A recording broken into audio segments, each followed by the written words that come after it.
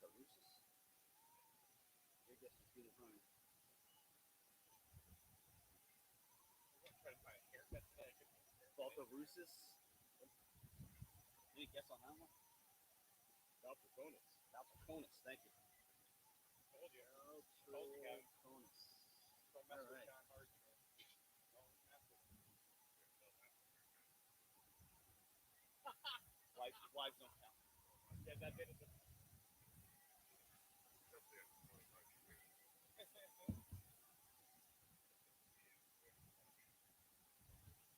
Is what it is.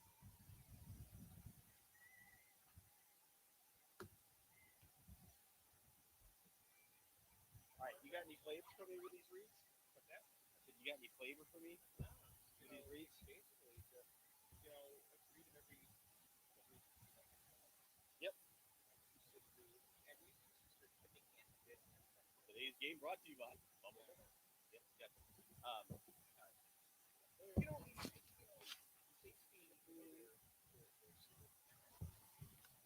Two sisters shipping in what? Did you say? And business center.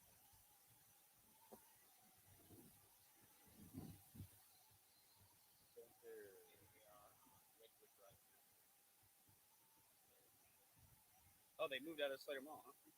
Weren't they there at one time? It's on the bottom. Okay.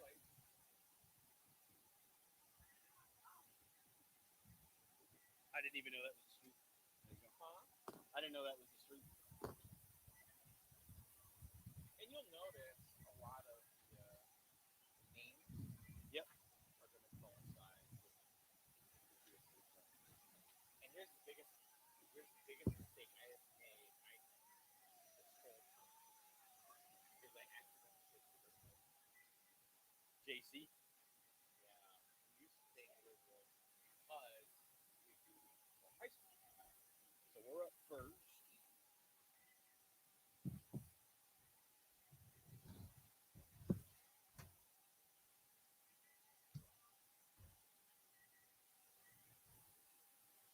Your boy's on the mouth. It's hard. It's got to be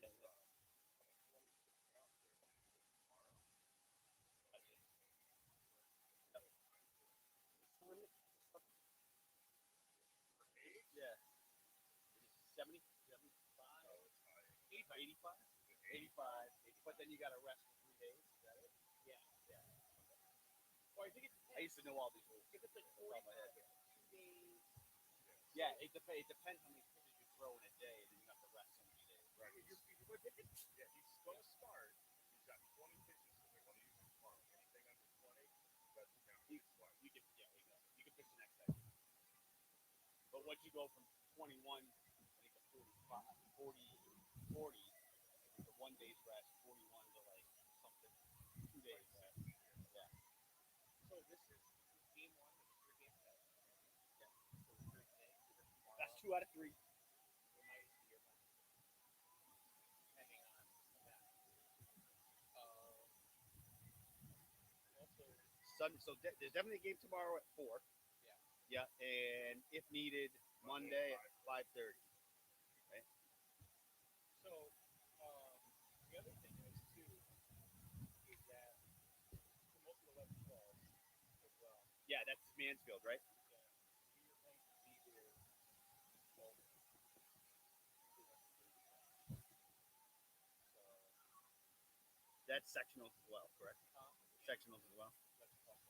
Tuesday through Friday. Yeah, that it's number of teams, right? Number of towns that are participating in a region or section.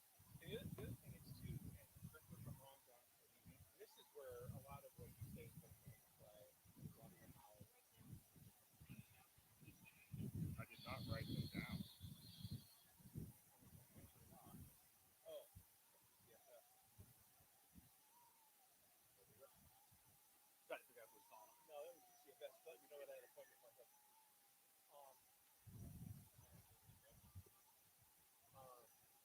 13, 14. If it was no more after that. 13, 14. This team? Yes. States exist. And then if it literally can go all the way to this. Right. So there's the difference.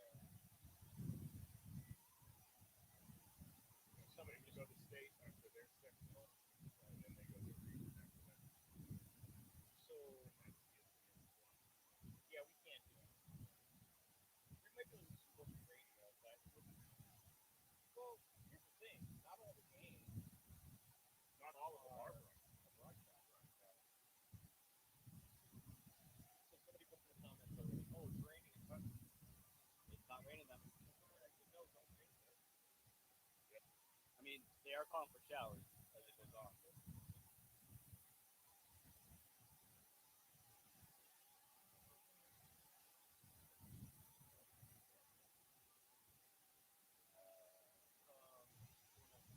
Also get to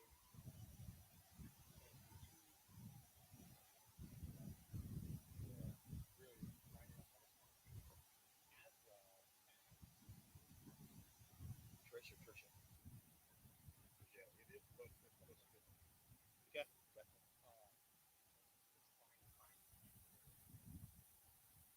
That's all her.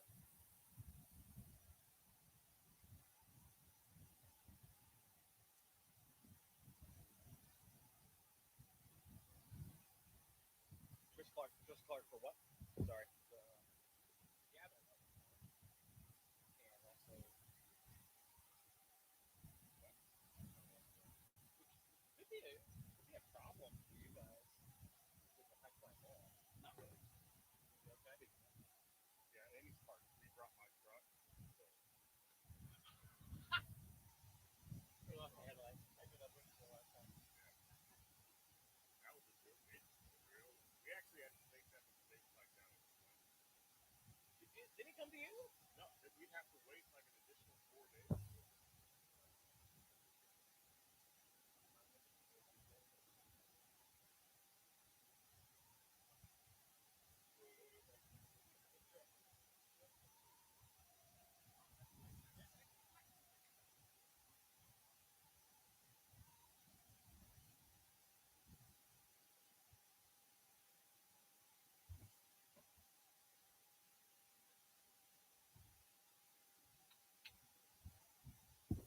And what was funny, we had talked about she's been talking about getting a car, and now Yeah, you said that. so we left Safe Life. I picked her up from work. There was a Safe Life picking it up, and then drove across the street to Pomona Beach. They didn't have what she wanted. No, Mike. You can sitting there right to me the next day. My truck before this, my truck was on. And they came to my work Yeah. and fixed it while I was at work in like 2 days. I came in January. They were telling her like 8 days, or we could take it in.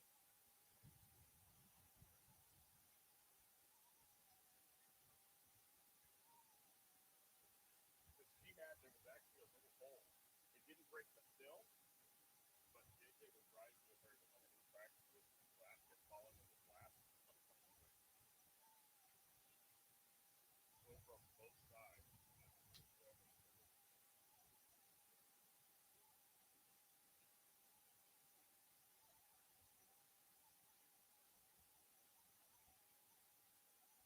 Hey, look. Can we get your names? What? Is that you? Don Connors. Yeah.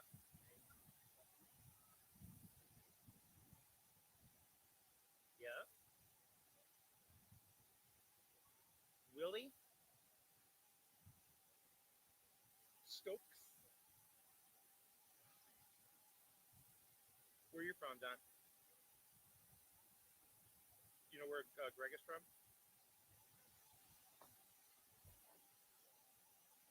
Yeah, it's close enough. What about Willie?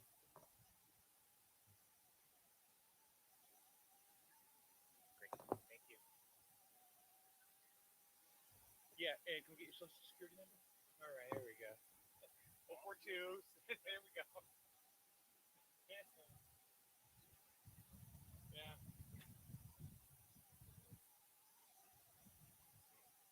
I'm so broke.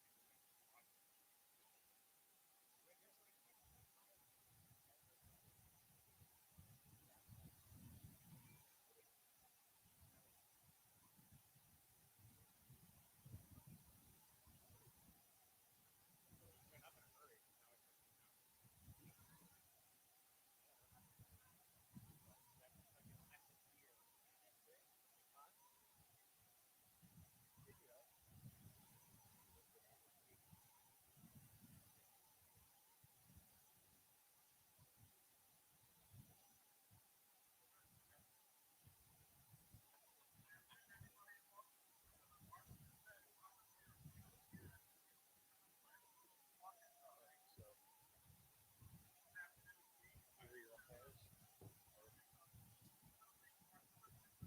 Sutton.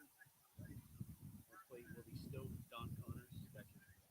Oh, they're all rooting for Sutton.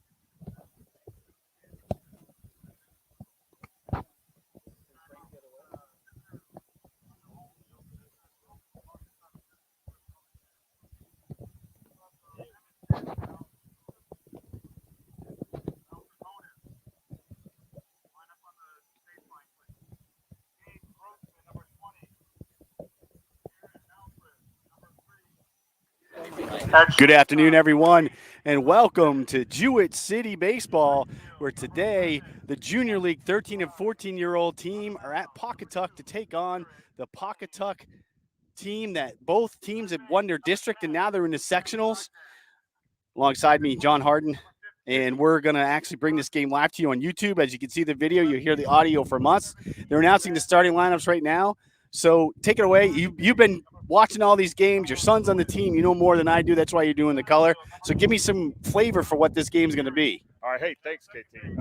So this is the Jewett City Junior League game. They won their District 11 championship, and this is a combined team with Pawcatuck, North Stonington, and Mystic, and they won their District 10 championship to get to this Game 1 best of 3 sectional championship. The winner of this series of games will be playing for state. So the stakes are pretty high, and for this particular division of baseball, that's where the road ends. So whoever comes off with the banner from this series takes it up to Windsor. Yeah, there is no Little League World Series for this age group like you see out in Pennsylvania for the younger crew, the 11 and 12 team. And just speaking to them real briefly, we'll keep mentioning it throughout. They're actually in the sectionals in Mansfield next week, and we'll be live there Tuesday through Friday, the Section 4 championships there. And if they win, they'll go to the states. If they win the states, then they would go to the New Englands and so forth, to all the way to the World Series. So it's really a great day out here. I mean, everybody was talking about thunderstorms coming through, and I don't see many clouds in the sky. There's nothing dark, so we're hoping we can get this through the whole game here. It's kind of funny. I thought they said that Pawcatuck was the home team and they won the coin toss, but then he announced Jewett City as the home team, so I got confused. But they obviously are. Pawcatuck is out in the field, so they will be the home team. This is all decided by a coin toss for every game, and we're going to get our national anthem here.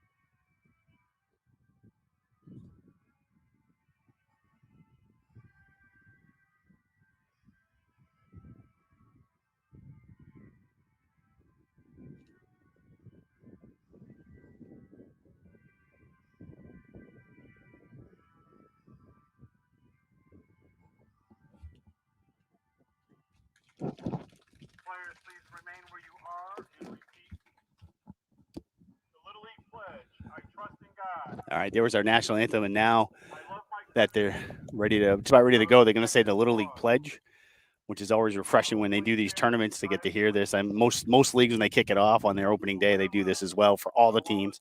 It's great to see, dozens, if not hundreds of kids on the field all doing this pledge before they play. It's something that Little League had from the beginning, and they still have that tradition. Some traditions die, but this one is still with us. This one carries on, and you're exactly right. On the opening day, I know Jewett City Little League, we do the Little League pledge, and one of the things that I do, I guess was the master of ceremonies of this opening day, is I bring up a player from the league to come and do it, because who wants to listen to a 47-year-old man play? Let the players, follow the players. It means a lot more coming from a young man or child doing that. We did the same thing. I'm from Killingley, so we did the same thing. I was on the board there for a little while. So just if you're watching on YouTube, thanks for joining us. and we are actually about ready to go here. We're going to start the warm-up pitches. Pawcatuck is in the red tops and the white pants. Jewett City in the green tops with the gray pants. Again, John said this is a best 2 out of 3. So we're here today at 4. Tomorrow, Sunday at 4, weather permitting, obviously, as is anything. And then, if needed, Monday at 5:30. We're carrying all the games for you. And then Tuesday, we're going to switch to Mansfield and be carrying the 11 and 12 sectionals out there in Mansfield. And that will be Tuesday through Friday. Correct. Yeah, absolutely. Game 1 here of a best of 3. And for Pawcatuck up on the mound to get them started is Garrett Linehan. He's going to be their starting pitcher. So Linehan also bats third for them. John gets the honor of having his son start off the game on the mound for Jewett City. The plan today is for him to go probably only that 1 inning because they want to save him for tomorrow. And then we'll see how it plays out from there, depending on how the first inning goes. Right, that is the plan. Andrew Harden, number 45 for Jewett City, will start off on the mound, and he is restricted to 1 inning, hopefully under 20 pitches. So he is available for tomorrow. And then going into the second inning, he'll be going behind the plate.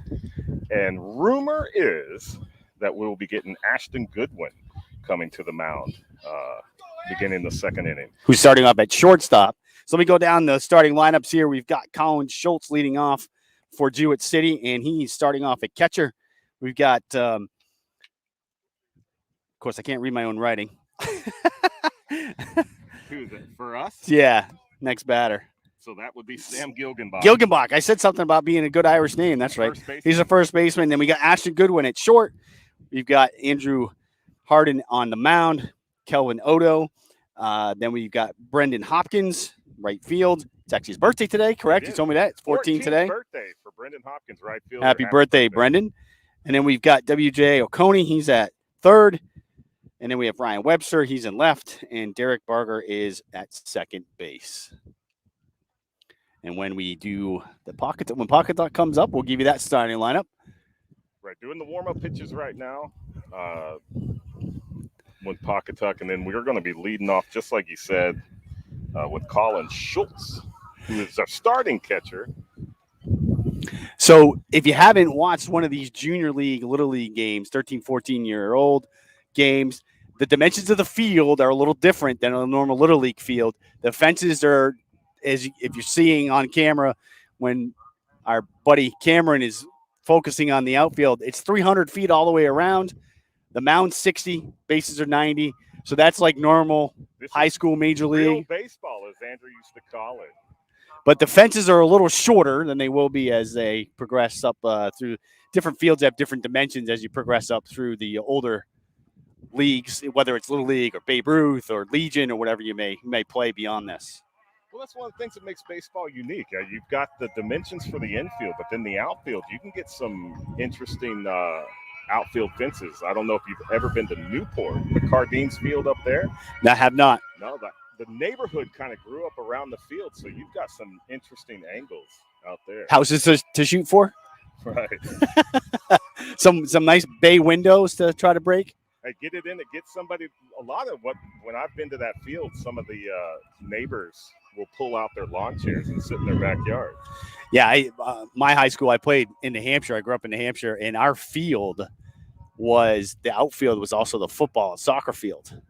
So in order to hit it out to center field, you had to hit it a country mile, and it was uphill to a fence.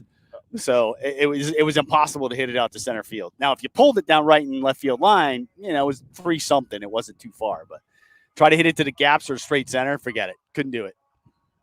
Did anybody ever get it out there? I saw one kid the entire time in my high school, and it was actually during Babe Ruth during the summer. He hit it dead center and actually hit the house in dead center. Had to be a 470-foot shot easily. And he got signed that afternoon. I don't know, but we beat them in the championship, so that's all that mattered. It's how many runs are on the board at the end. That was the only run they got in the game. That's one of the things, especially with these younger pitchers, because a lot of these kids are going to be going up into the high school ranks, and you've got some power hitters up there. You've got some pitchers that can start hitting the 80s. So What are you looking for, Mike? Yeah. Oh, so All right. all right. So I don't know what the delay is here, but the umpires are talking. Let's bring you their names. At behind the plate today is Willie Stokes at first base. Don Connors, Greg Sutton. Stokes is from New London. Connors from Waterford, and Greg Sutton from Stonington. Right. There's a bit of a delay, so what we'll do is we'll tell you how we can bring these games to you. We wouldn't be able to do that with all of our sponsors. So the sponsors for the 13, 14-year-old All-Stars are Two Sisters Shipping and Business Center on Wedgwood Drive in Slater Mall, the Waxery and More, the LaBelle family, the Coney family, the Webster family, the Wallace family, Sharp Image Barbershop, East Coast Auto Sales, Underwater Construction, the Willis Stanley family, and Brand Spanking Used Thrift Shop. I've always loved that name every time I go by the store. Name, right? I see their signs when I'm driving to and from work, and I'm like, that is a perfect name. So one of the things we got here, bringing this broadcast to you, is this Little League International Tournament game is presented by Streaming News and Sports Network, SN Radio, under the authority of Little League Baseball and Softball, and may not be rebroadcast or retransmitted without the expressed written permission of Little League International, South Williamsport, Pennsylvania. Visit Little League online at www.littleleague.org. All right. So now we can actually officially do the game. So now we're official. Now, we got to get the legal stuff out of the way, and then we can have fun with some baseball. All right. I did not hear the PA system. John, did you hear what he was saying the delay was? I listened to what he said, and he said we do have a slight delay, but we'll get started shortly. But I don't think he – say again? Waiting for the other umpire. Oh, they only have two umpires. Okay. So we're waiting for the third umpire. And it's the plate umpire. The home plate umpire is not here. All right. I don't have my gear with me, so I can't help you out. You know what? I just took my gear out of my truck. But I don't know if I would want this game on my shoulders. You got to give it to these volunteer umpires that are doing these games because, I mean, with the stakes that are on the line with these games, like we talked about just a couple of moments ago, whoever walks the field with the banner at the end of this championship goes to state. So, I mean, for this group, this is, the second to the last stop. Right. And state's where it ends for this age group. As we were talking about in the beginning, if you're just joining us, there is no Little League World Series for this age group like there are for the kids that go out to Williamsport. It's on my bucket list. I'd love to go there and just watch that for a week or so. It would be a great thing to experience. Oh, absolutely. I've been watching that, on TV for years. And a couple of years ago, actually, Andrew did a baseball camp out in Williamsport. Oh, nice. So he has played on those fields. He has slept in those barracks. And what an experience for him just to be able to be in Williamsport. Yeah, I never been out there, but that must have been a great experience for him. Oh, absolutely. I have played on the fields at the Hall of Fame in Cooperstown. Now that's a place that's a bucket list place for me to go. So we my wife and I, our first road trip ever when we were dating was we went to Williamsport. I mean, we went to Cooperstown, we went to Niagara Falls, and then we went to Toronto. And we went to the Hockey Hall of Fame too. So we got 2 Hall of Fames off the list. That's nice. Knock it right out. No, I actually took my wife. So I'm originally from Texas, and I grew up right outside Fort Worth, which is in north central Texas, about an hour and a half or so from the Oklahoma border. And we were eating breakfast one morning, and my mom asked us, "What do you guys want to do today?" And Amy, my new bride, said she'd like to go to the Alamo. And then all the forks hit the plates. There's an awkward pause, and then my mom goes, "That's in San Antonio." Now, I'm assuming Amy's from New England. She is. She didn't realize how far right. Fort Worth is from San Antonio. So I had a sister who lived in Houston, went and visited, and I've got relatives that live now in Arlington and Irving. So, okay, right there. And I'm a Cowboys fan, have been since I was 8 years old. So. Absolutely. Hey, Cowboys fan here. I think you have to be able to kick you out. Other interesting note, growing up in that area, when I was about the age of the players we have here, I used to mow my neighbor's front lawn for football tickets. He had season tickets. I would mow his lawn. He paid me with 2 tickets, and my dad and I would go to the Cowboys game. Looks like we're ready to play ball here. So, again, Garrett Lenahan's on the hill for Pawcatuck, and Colin Schultz here leading it off, starting at catcher. All right, the pitcher got the sign from the home plate umpire. Here comes pitch 1. That's a ball, a little high.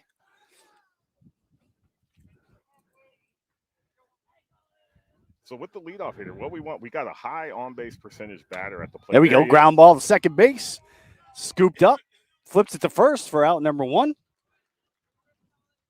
4-3 on the out there. That's going to bring up Sam Gilgenbach, our starting first baseman. And he's a lefty. Always good to have the left-right at the top of the lineup because it gives you a little more options and when you guys are on base.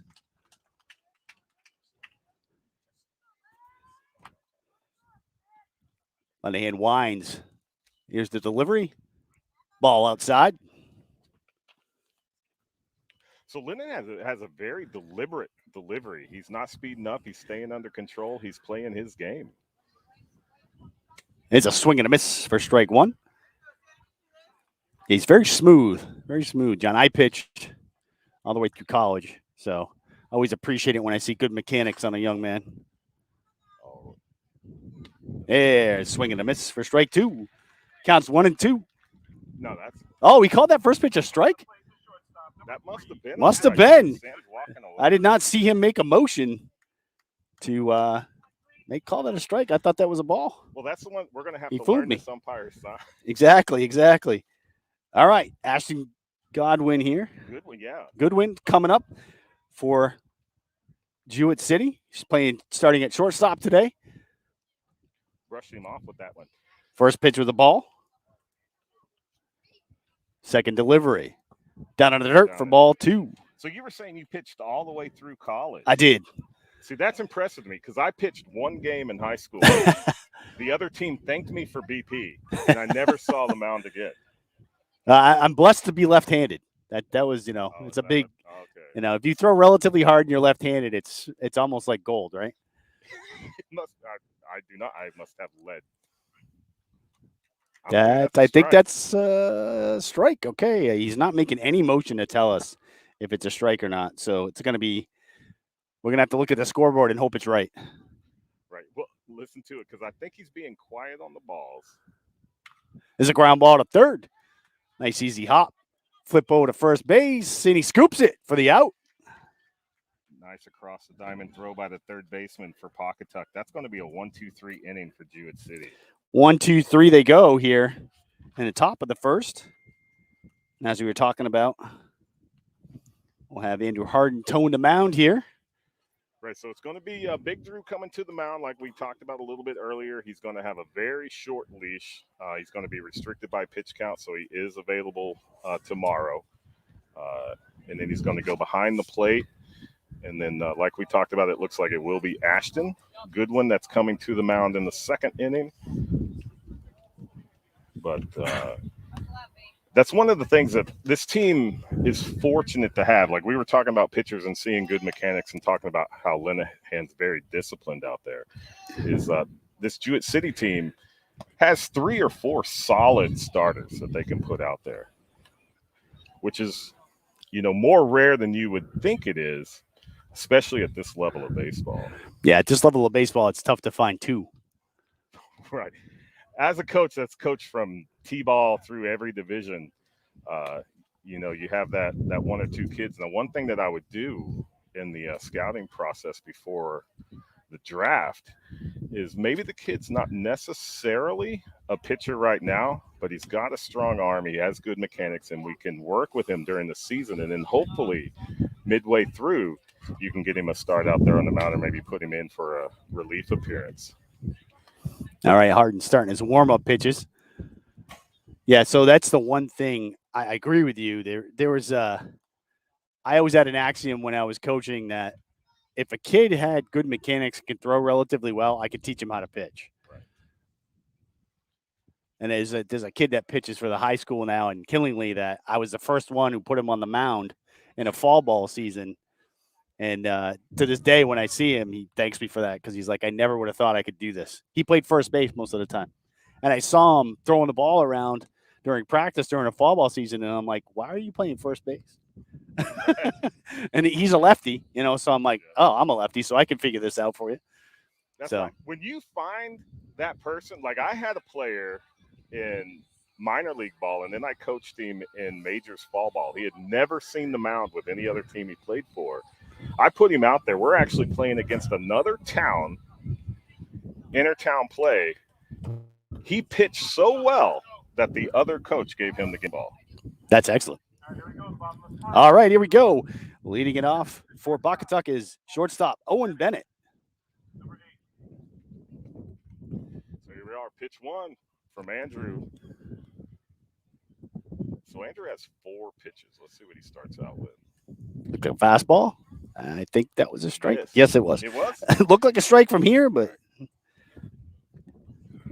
yeah, he's not telling us.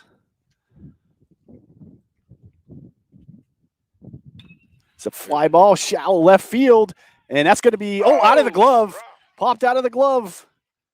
So that'll be E7. Pawcatuck will have the leadoff man on. You're just joining us. It's the bottom of the first. We started a little bit late, and Jewett City went down 1-2-3 in their half of the first, and that was the first batter for Pawcatuck, who just reached on an error by the left fielder. That's a tough one. We got to shake that off. We got one runner on.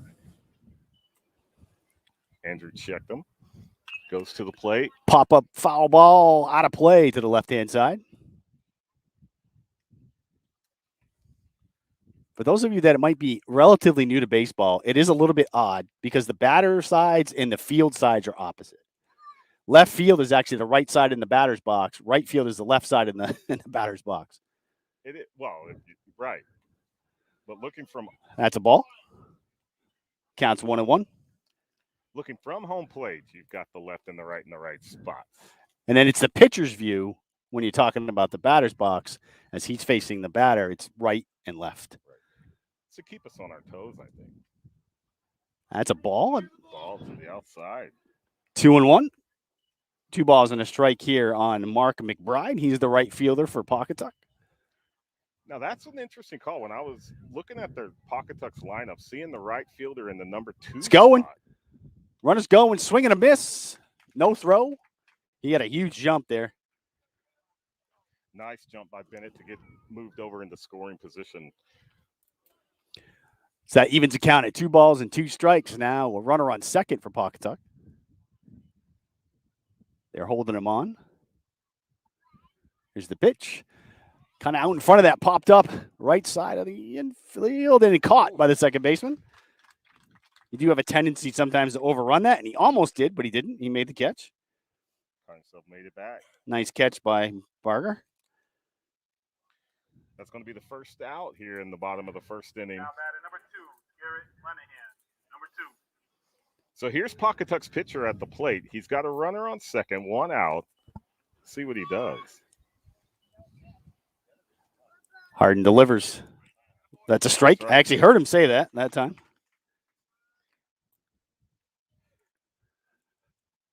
One on, one out here in the bottom of the first inning. No score. There's a ground ball. The shortstop. Fielded by Ashton. Good wins up with it. He gets him out by a step. Oh, and they're going to try to pick him off at second base. They look like, oh, nope. Close play, but they called him safe. Now batter number 10, Cam Ogden. Number 10. So 6-3 to get the second out. Runner is back safe at second. That's going to be the leadoff, Owen Bennett. And that's going to bring us, who do we have here? Batter number 4 here. Batting cleanup. Camden Ogden. Camden Ogden. Playing third today for Pawcatuck. I think that was a strike already.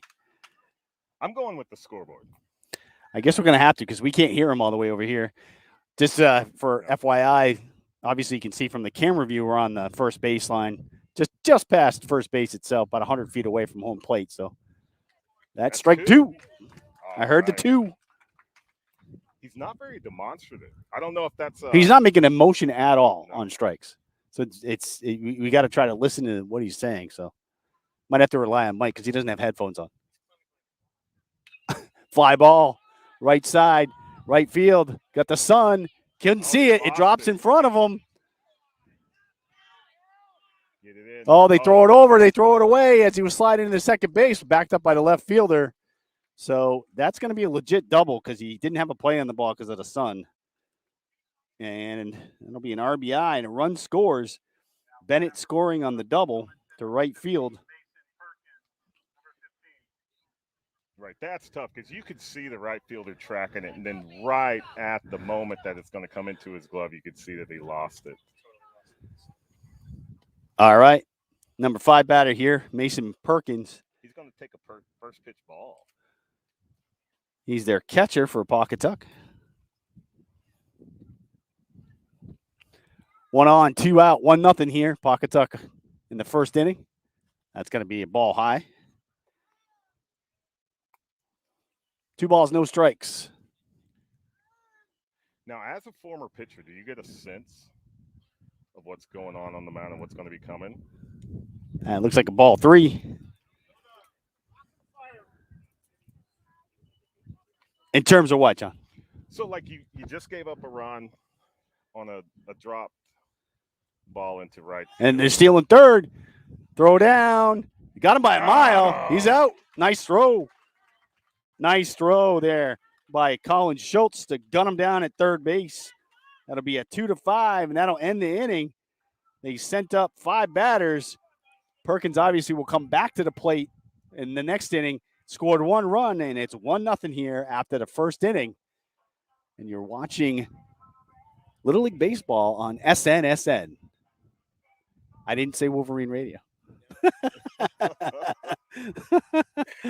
All right. So let's see. 1, 2, 3, 4, 5, 6, 7, 8, 9, 10, 11, 12, 13, 14, 15. Yeah, 16 pitches. So he stayed within that 20. Right. So he is available for tomorrow, and he'll be leading off here at the top of the second inning for Jewett City. Let's see if he can get it started here for Jewett City. Has the team adopted a nickname? You know what? No, I was just thinking about that when you were talking about the Wolverine Radio. We don't have a nickname, or at least not one that I am aware of. Looks like we still got Garrett Lenahan on the mound here for Pawcatuck. So I wonder how long they're going to let him pitch. I mean, with this best of 3, are they going to keep him under the pitch count to possibly keep him available for a Monday evening game? Or are they going to burn him out here? He only threw 8 pitches in the first inning. So, and it's interesting, the different strategies, because like you said, for those of you, again, that aren't really familiar with Little League Baseball, there is a pitch limit and then a number of days that you have to rest with those number of pitches. Under 20, you can come back the next day. That's a wash. I think it's 21 to 45, maybe. You got to rest for a day. 46 to 65, it's 2 days, and anything over 65, I believe it's 3.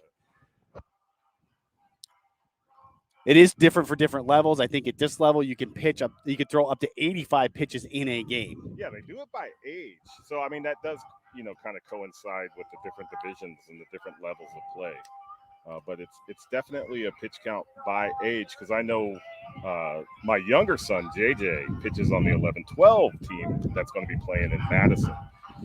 And he's one of the younger members of that. He's actually 11. And the age cutoff for league age, because that's another thing you have to keep in mind. Which they've changed so many times in the past few years. Right. So he's 11 in league age 11. The cutoff was August 31st. His birthday is September 1st. So he will be the absolute oldest player in the Little League. My birthday is September 7th. I had the same thing. It was the same thing. I actually played the year I turned 13 in Little League. All right. Because I could, because I was 12. Right. Now, Andrew's an April birthday. His birthday is Earth Day. So it's an easy one to remember.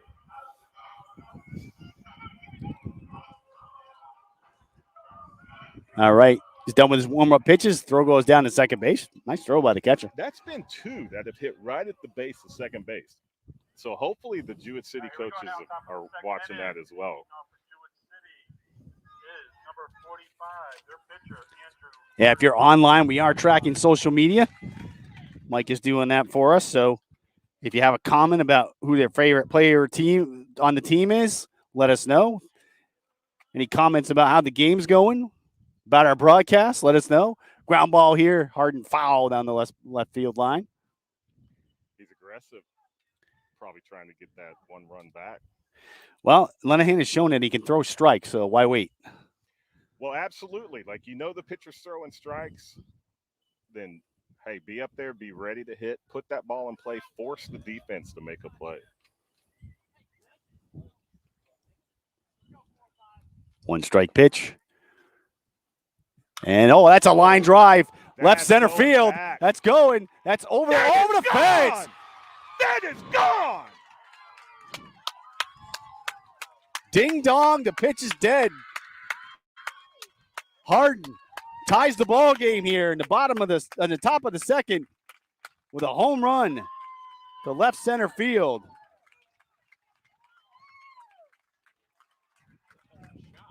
Now that I was wondering if it was going to carry enough. Well, you saw the center fielder turn on his horse and started going back, and that thing just carried and carried and carried. And I apologize to anyone that I may have. That's why I shut up, because it's his son. I was going to let him call it. You know what? I will tell you, and I will tell the world, that is his very first home run in a game. And Dad got to call it. Right. Call it. What a call. It's called. Oh, hopefully we can get that ball back. All right. Calvin Odo. He steps in.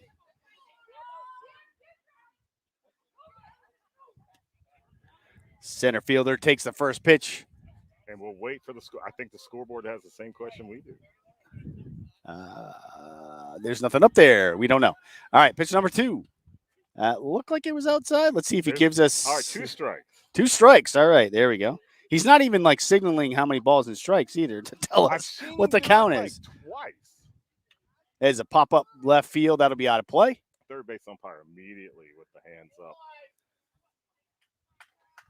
They got to fight. Well, I tell you what, as a pitcher, going against the pitcher, bringing your team back in, giving up that one run like Jewett City did in the top of the first to get that run back immediately with the leadoff hitter in the bottom. Respond. All right, the 0-2 pitch from Lenahan. Looked like a curveball in there for strike 3. All right, so you know what I'm thinking? A strikeout, we're going to get a sign. The umpire definitely – oh, you know what? I put this in the wrong column. He punched him out there for sure. That home run still got me. Brendan Hopkins here, the right fielder coming up. Birthday boy.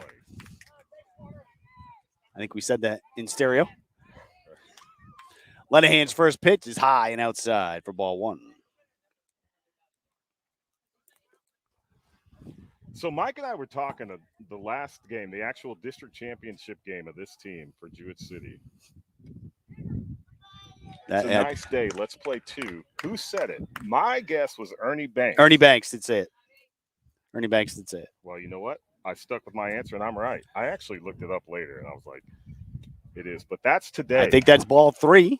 No, he called it a strike. All righty. Oh, boy. Sorry, we're going to be a little bit unsure about the umpire because he's not really telling us with hand signals of ball strike here. So looked like it was outside. That's ball 3. Ball 3. 3-1. Yep, 3-1 here to Hopkins. Jewett City could use another base runner here. Let's see what the coach says. Does he want him to take it or swing away? It's a hitter's count. You always love when it's in your favor. He swings away. Nice. Good cut. Nice fight. Brings the count full.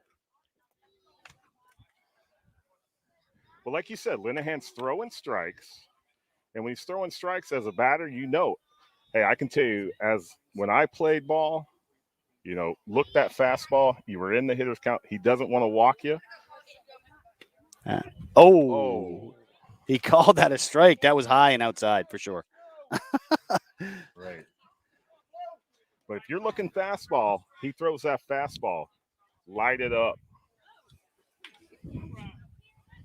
So we got WJ Oconee at the plate. WJ playing third today. Hot for corner. Jewett City. Hot corner. My truck said it was 91 on the way in. Number 12, Walter Oconee, number 12. Yeah, we had some rain up in Killingly, and when I was coming down, I was going through another storm in Plainfield area. It was 75 in the middle of the storm. Wow. It's a swing and a miss on the first pitch for strike one. I don't know if it knows what it wants to be. Is it still spring? Is it summer? It's New England. I think he called that a ball. Yes, he did. Okay. Right. So there it's was so hard to a tell. little bit of a head shake by the umpire. So maybe that's the ball call. We'll figure it out. It might be the 8th inning of a 7-inning. That's game, definitely a ball. That was in the dirt. If he's calling that a strike, we're in trouble. Well, I think he likes the low ones. We saw that with Brendan. Linehan to the wind. And the delivery. That's inside and high for ball 3. Another 3-1 count here on a Coney. One of the things I can say about Linehan, he gave up that leadoff home run to Andrew, but he is still with his deliberate delivery on the mound. I think that says still smooth. About him, right? That's a high and outside, so that's a walk. Base runner for Jewett City. Technically their first base runner, because the only run was a home run. Correct. So, Right. All right, Ryan Webster here, the left fielder here for Jewett City. Got a runner on first, 2 outs. Bottom of the top of the second, score 1-1. There's the pitch, swung on and missed. Oh, they tried to pick him off first base. That didn't work. Quick throw over. WJ got back. I was just noticing, if you look over the press box, it looks like there's a little seating area up there. We have luxury boxes here in Pawcatuck. And the window's not open, so I'm thinking it's air conditioned. Right. I'm thinking they must have air conditioning. Is it catered? There's strike 2.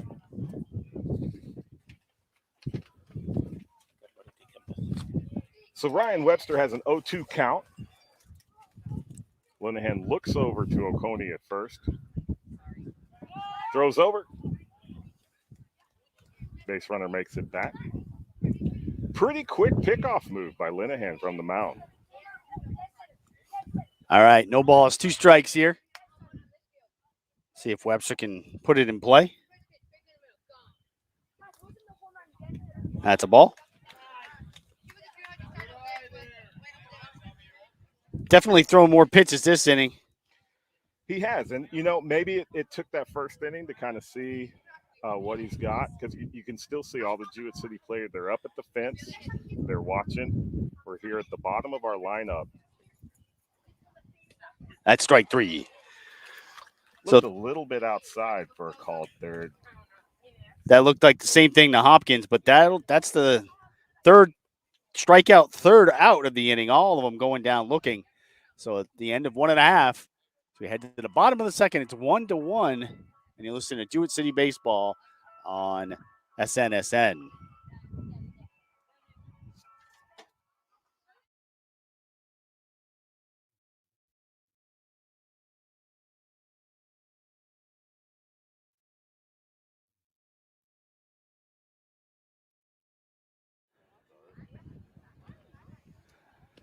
All right, here we go.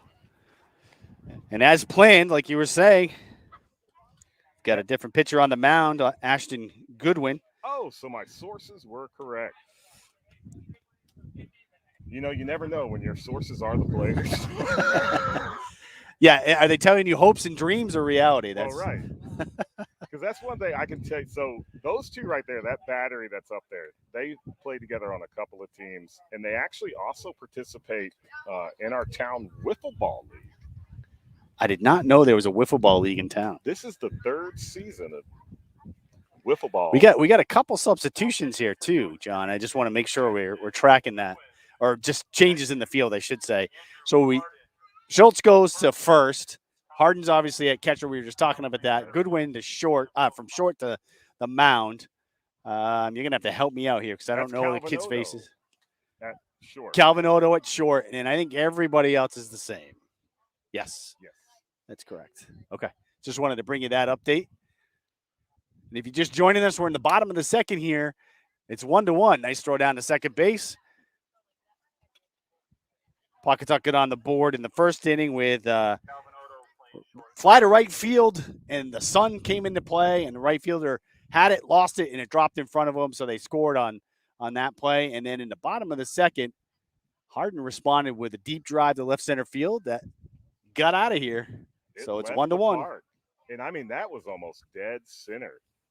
Yeah, it was slightly left center. Yeah, so like we said, the catcher, Mason Perkins, who was at the plate the top of the first. Strike one for Perkins. And he sees a different pitcher, so it doesn't really help him. No, he's and he was up in the first inning. Here? Goodwin's delivery. It's in the dirt for ball one. 1 ball, 1 strike.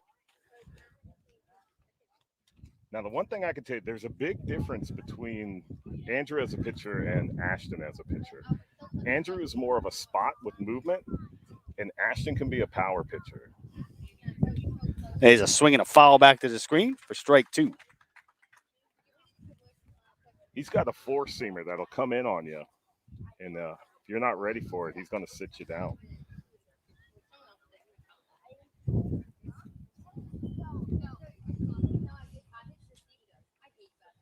The 1-2 delivery. That's a breaking pitch. Pop up just getting into right field, so that'll get down for a single. And Perkins is on. So we got a leadoff single by Perkins. Runner at first. That's going to bring up Ben Lewis. Now batting number 17. This is their left fielder. So leadoff runners on here for Pawcatuck.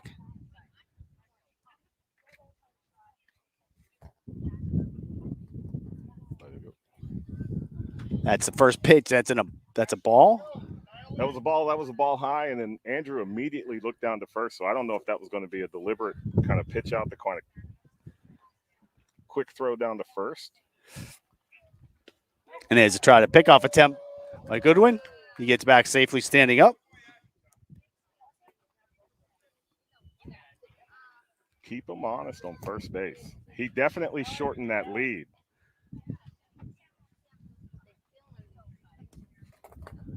It's a second pitch, and he called that a ball. Again, if you're just joining us, the umpire is not really being demonstrative in his calls. So we're waiting just a moment to give you the right call. Another pickoff attempt. Diving back this time. Taps him right on the back of the head, lets him know he's there. Just giving you how you do it.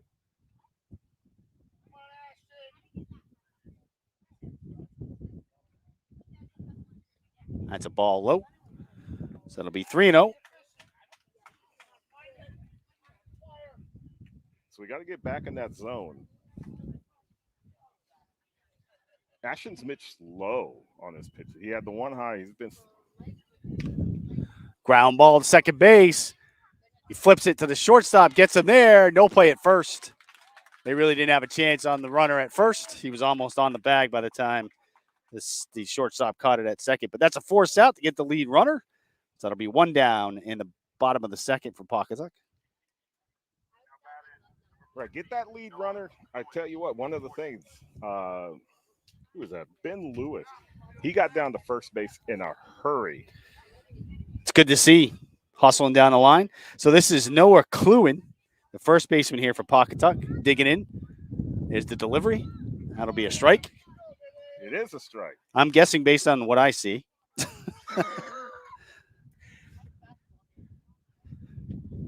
It's another pickoff attempt. Oh, Schultz did a nice job grabbing that one. He did. That was almost by Schultz there at first base. You know, what I'm kind of surprised is the base runner did not call time when he was coming back, and Colin was aware of that and kept his eye on him. Lewis doesn't have much of a lead now. Harden looks to throw it down, but holds it. So that'll be ball one. 1 ball, 1 strike.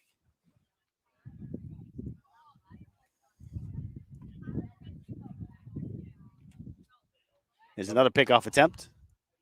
Back with a dive. That one He's safe. on the money. Schultz keeping the glove on him.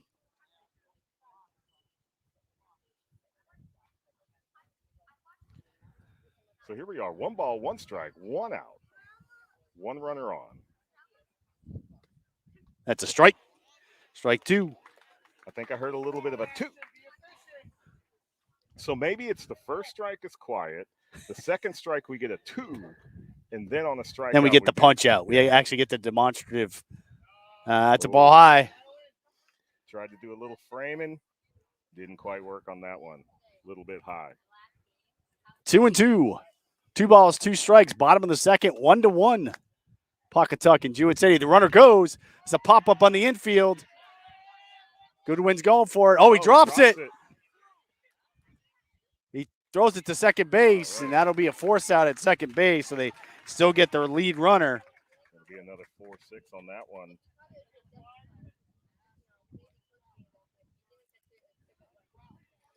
So Kluin makes it to first base. You know, one thing I didn't see, and I was wondering before this game started if there would be any infield fly rule calls. That was, I was waiting for that, but I didn't see it, which was kind of interesting. So I don't know. It is a swing and a miss on the first pitch. Big swing to Drew Deary. Double D. Center fielder today for Pawcatuck.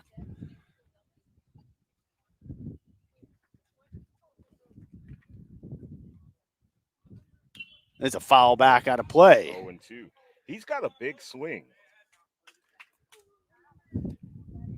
He's got a big swing, and this is a good time to pull the string. Hey, I rhymed. I didn't mean to do that. But for Goodwin, a little something off speed here. Right. Get him out ahead of it. Yep, there we go. A little low.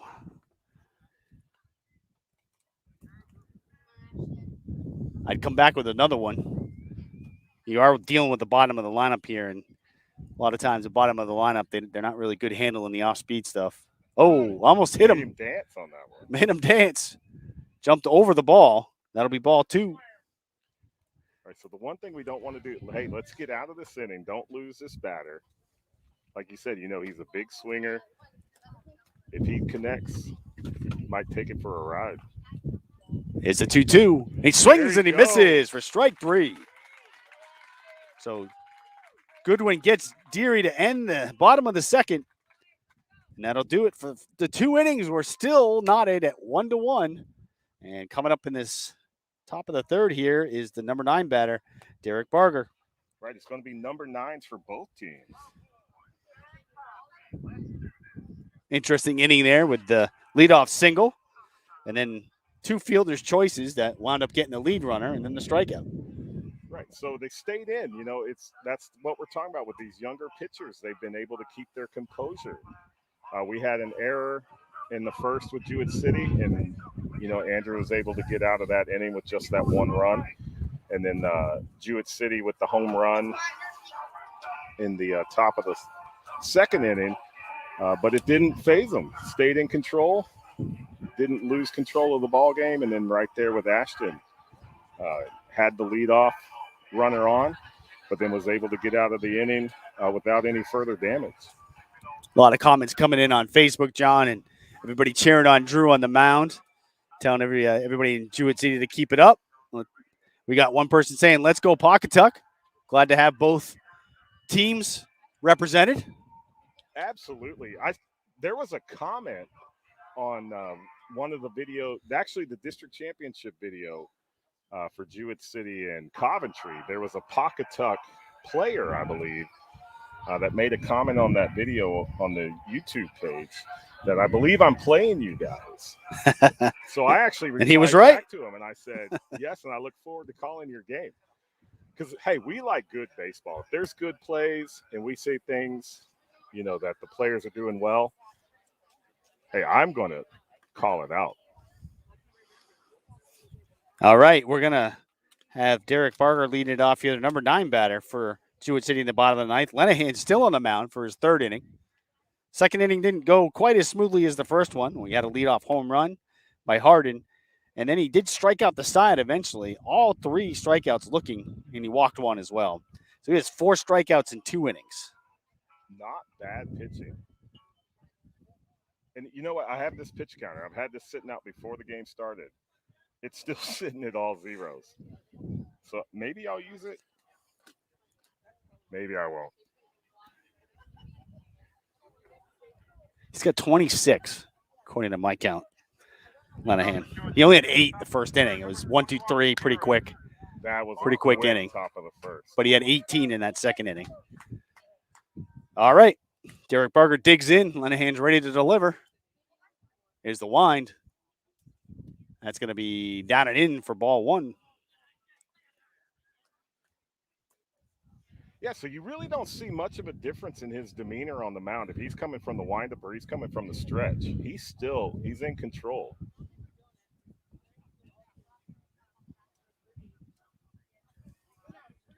One 0 pitch. So number out to shortstop, and that's caught. Soft line drive. So it'll be out number 1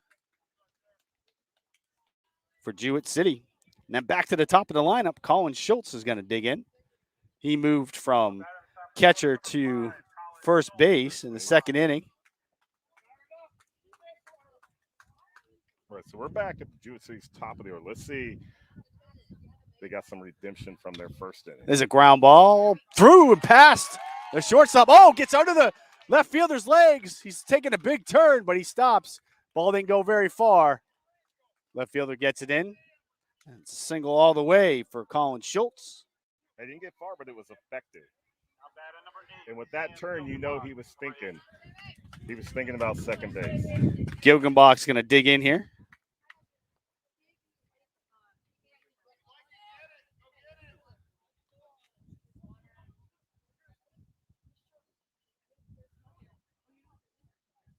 Lenahan from the stretch delivers. Runner goes. Ball's in the air. He's got to break down, make sure sees where the ball's going. Caught by the center fielder. He's trying to throw him out at first. No play there. Hustling back was Schultz. So that'll be a F8 out number 2 here in the top of the third. Still tied at 1-1. So that's 2 outs here in the top of the third for Jewett City. And digging in is Ashton Goodwin, who went to the mound in the second inning after starting off at shortstop. Lenahan sets over to first. So he throws it away. Goes against the fence. He gets up. He's digging for second. Schultz is going. They're going to try to throw him out. And the ball is wide of the base. So Schultz gets there standing up. That's a E1.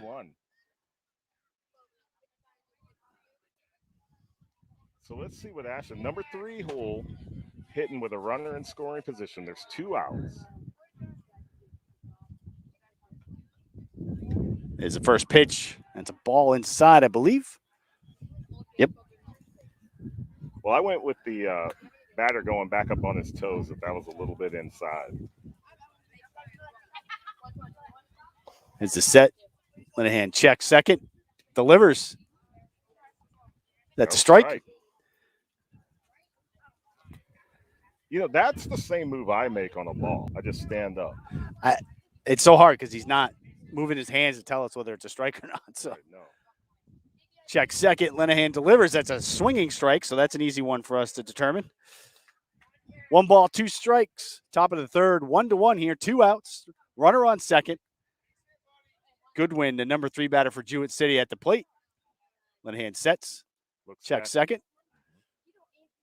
Delivers. That's a curveball for strike 3.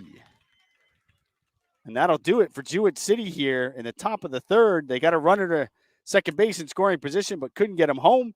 And after 2.5, it's still 1-1. And you're listening to Jewett City Little League Baseball on SNSN. Oh, our numbers are going up. Got 25 households here viewing.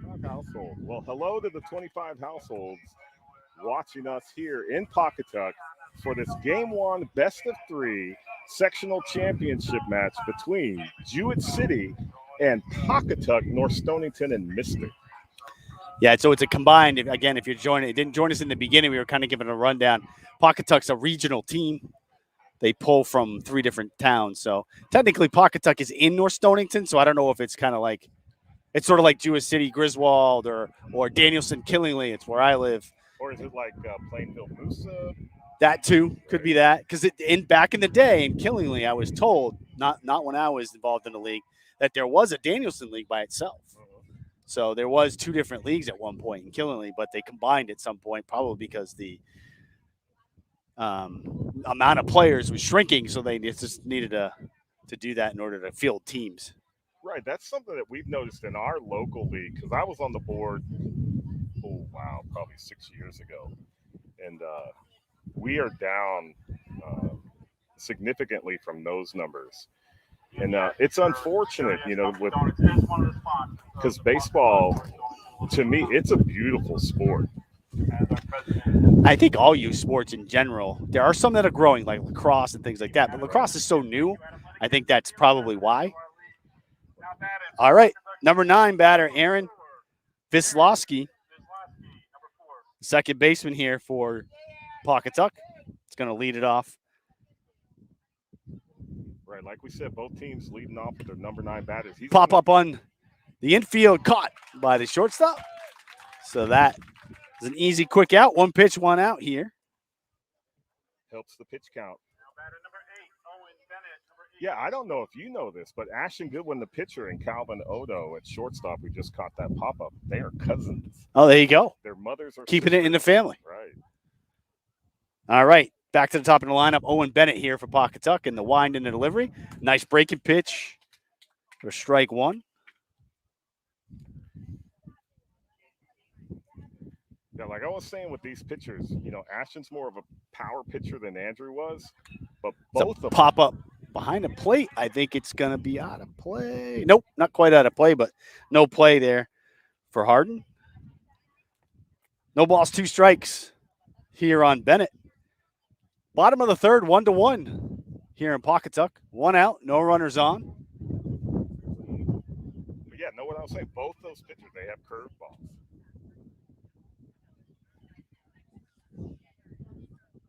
Goodwin delivers. That looked like a nice pitch. That's strike 3. So he just holds up 3 fingers, and that's his strikeout call. All righty. So we'll get it figured out. That'll be 2 outs here. But he's done it slightly different every inning. One time he did give us a little fist pump, and you could hear him call it strike 3. So. All right. Goodwin's first pitch to the number 2 batter. It's a strike. Mark McBride is a strike. Going with the official score, that's a strike. Mark McBride popped out to the second baseman in the first inning. That's a ball down and low. Looked like a breaking pitch there. I don't think that's what the catcher called, because he was set up a little bit up, and then he had to drop back down to block that. Goodwin's 1-1 pitch. Another breaking pitch. I think that was strike 2. I thought I heard 2. Yes. There was a 2.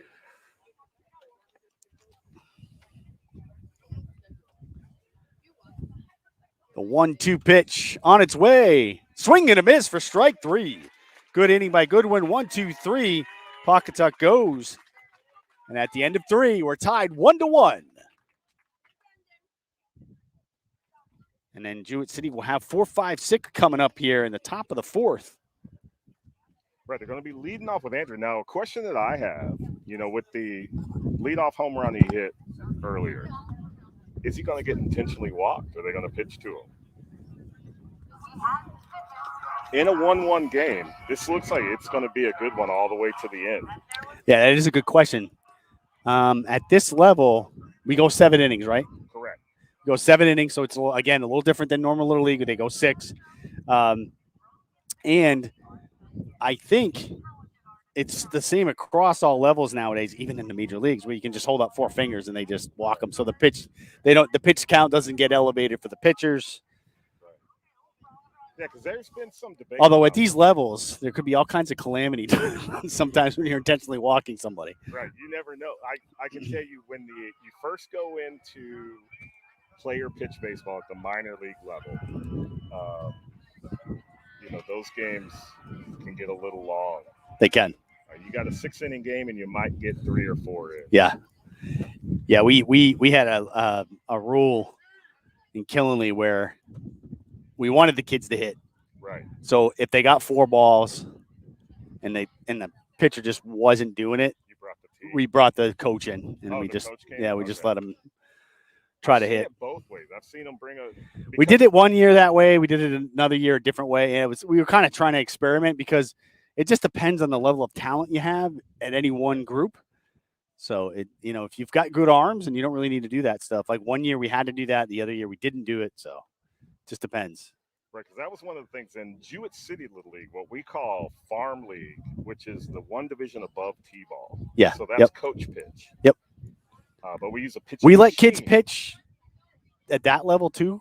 The 1 year that I did it with my son, we let the kids pitch a little bit too in that league. Mm-hmm. We'll do that at the end of the season, like the last couple of games. That's exactly what we did. First half of the season was coach pitch. Then we let the kids start pitching a little bit. The kids that we have been working with that showed some affinity to pitch, then we tried to work with them a little bit to get them. And, it worked. Again, you probably wouldn't get all 6 innings in, but Right. you'd get something. So, and it is really obviously at T-ball and farm and even minors to a degree, it's about preparing them for the next level, right? So you want to try to get them the skill set that's going to make them successful. Well, absolutely. And that was one of the things, one of the major discussions we had when I was on the board. We were discussing in minors to have a 4 outfield like we did in farm. So, I was against it here's the only reason I was against it. You're going to have these ball players learn how to work a 3-man outfield when they get to majors because they've had a 4-man outfield for farm. They have a 4-man outfield for minors, because majors, that's the Williamsport kids. Right. So they need to know how to work a 3-man outfield. So I was definitely against it. And fortunately, we didn't go in that direction. We kept it a 3-man outfield. Yeah, it's not softball. Right. All right, digging in is Harden. He's 1 for 1 with a ding dong. First pitch from Linehan on its way. That's a ball in the dirt. Is this going to be an intentional walk? That was way in front of the plate in the dirt. So, yeah, you might be right.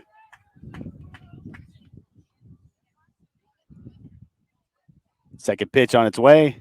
Looked outside for ball 2. Got past the catcher on that one. You're correct. Hey, I saw 2 balls on the scoreboard. I'm going with it.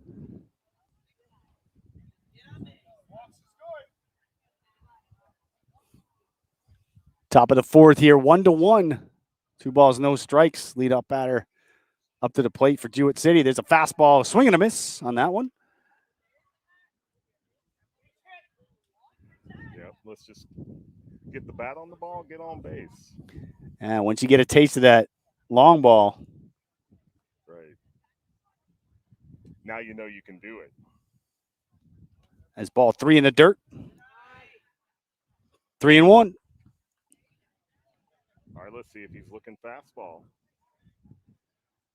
You should be in a count like 3-1, 2-0, and if he throws you something else, you either adjust or you let it go. Right. That's a ball outside to take the walk. Free pass for Harden. It's perfect on the day. Reaching base. And that's going to bring up the number 5 hitter, Calvin Odo, who went to short in the second inning, started off in center field. Right, he was struck out looking in the second inning. 3 pitches, too. Good morning, good afternoon, good night. Good night. Ball 1. That's the first ball he's seen. Well, we're seeing more balls now from Linehan than we did earlier in the game. So is that a fatigue issue? Is it that they started getting the bat on the ball in the last inning? There's a pop-up out of play to the left field side. For strike 1, 1 ball, 1 strike. Like you mentioned in the beginning, it's warm. And I don't care how good a shape you're in and how young you are, humidity is the thing that really diminishes your ability to go long in games. Oh, absolutely. It'll drain you. I mean, you're from Texas, you know that. I do. And you thought you were getting away from the humidity in New England. Right, there's a strike. That's a strike. 1 ball, 2 strikes. Ms. Pegg, what do we have here? Oh, win for Wally and Jewett City Little League Juniors. Let's go. Yes, sir. All right. Oh, they try to pick him off at first base. He's back safely. That was ball 2 on that pitch.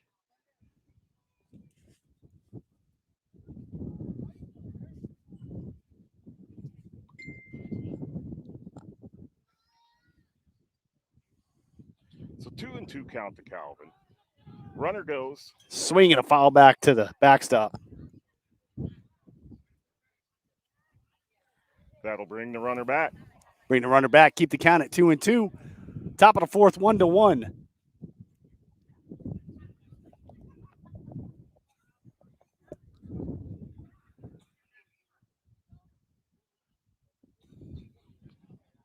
Linehan sets. Here's the pitch. That's a fly ball. Center field. Center field. Caught by the center fielder. Ooh. A little more of an adventure than I thought it was going to be. Right. That's an F8. Out number one here in the top of the fourth for Jewett City. Now it'll bring up our right fielder, Brendan Hopkins. Turns 14 today. We're going to say that every time he comes up. Actually, it looks like we have a sub. Oh, we do. Yes. That'll be Patty Crowell. Patty Crowell. It's going to pinch hit here for Hopkins. For Jewett City, number 22, Pat Crowell, number 22. So we've got it on the lineup as Pat Crowell. Who I know as Patty since T-ball days. So I'm going to call him Patty Crowell. Lefty batter. First pitch. Oh, he's looking to bunt. Fouls it back to the screen. Little strategy here by Jewett City, playing some small ball, which you don't see very much anymore at most levels. No, you don't. And, they've been talking, especially during the All-Star break, about trying to get some of the stolen bases back in the major leagues and some of that small ball back in. Because bunting, that's a lost art. Completely lost. Linehan checks on the runner. Delivers. Down and in. Ball one. 1-1 to Crowell. Harden still at first. Reached on a walk. Linehan sets. Here's the 1-1. That's down and in. Ball gets by the catcher. Harden's going to make it to second base. Pass, wild pitch on that one. Catcher had no chance on that one. See, I automatically, as a former pitcher, I wanted to say it was a pass ball because it's never my fault. So. I would say that's true of probably most pitchers.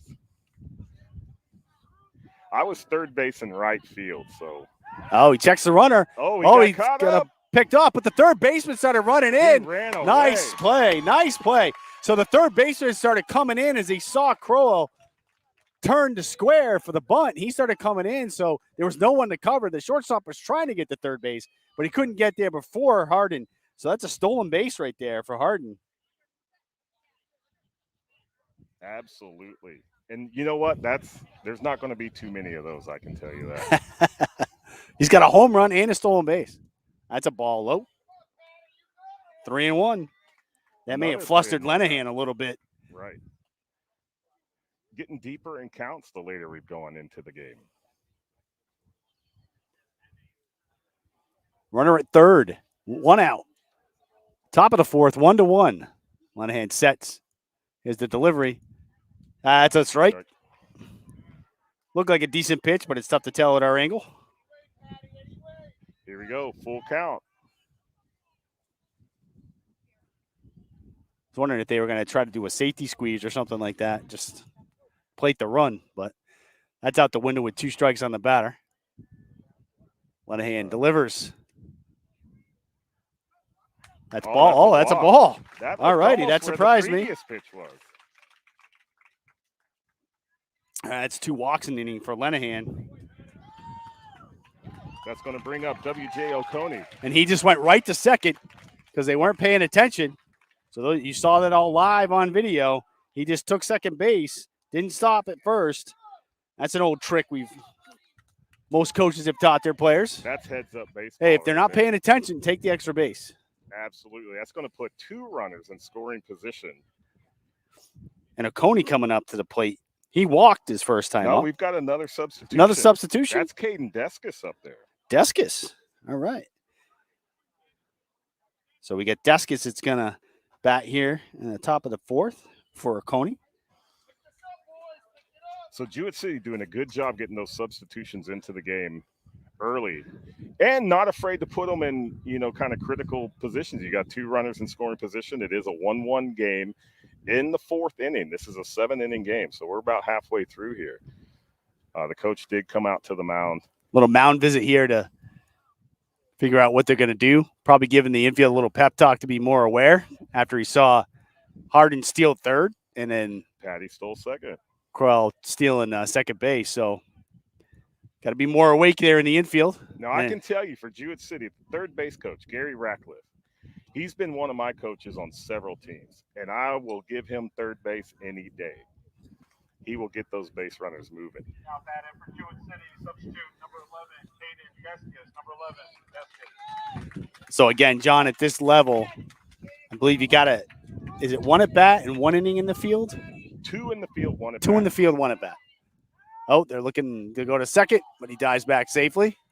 Yeah, I think he took like the entire baseline lead on that one. I would do the same thing.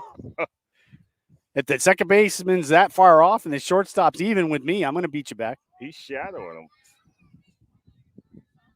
Line drive. Oh, past the shortstop. We got 1 run home.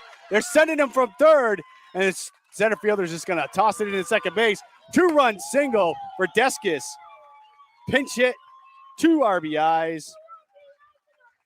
3-1 lead here for Jewett City in the top of the 4th. I tell you what, I couldn't be more proud of a player. You put them in a pinch hit situation. You got runners on. You get that base hit and score both of them.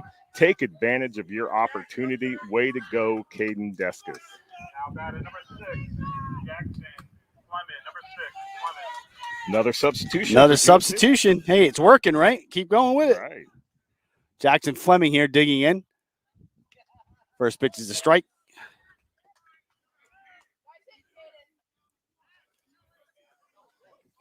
So far, each of the pinch hitters have reached. One of them scored. One of them got 2 RBIs. That's what you want off your bench. If you can pull that off your bench as a coach, take that any day. Linehan sets. That's strike 2. So 0-2 count to Jackson Fleming. Still only 1 out. 1 out. Runner on first. 3-1. Jewett City leads here in the top of the 4th. Linehan delivers foul ball on the 0-2 count.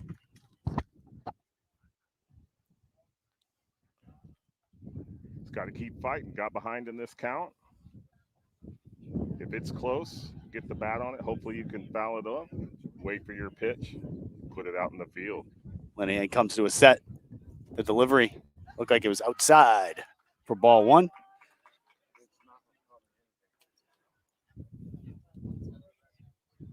We have been fooled on that occasionally because the catcher will reach across his body and we think it's a ball and he calls it a strike. So. He does. And the umpire, home plate umpire will just stand up. Runner's going. Swing and a miss at strike 3. Slides in safely. So that's a stolen base for Deskis. And that's out number 2 for Jewett City, but they now have a runner in scoring position here in the top of the 4th. And they lead by 2, 3-1. Getting all the plate appearances in here. So we got Sammy Violet coming to the plate. For Barger.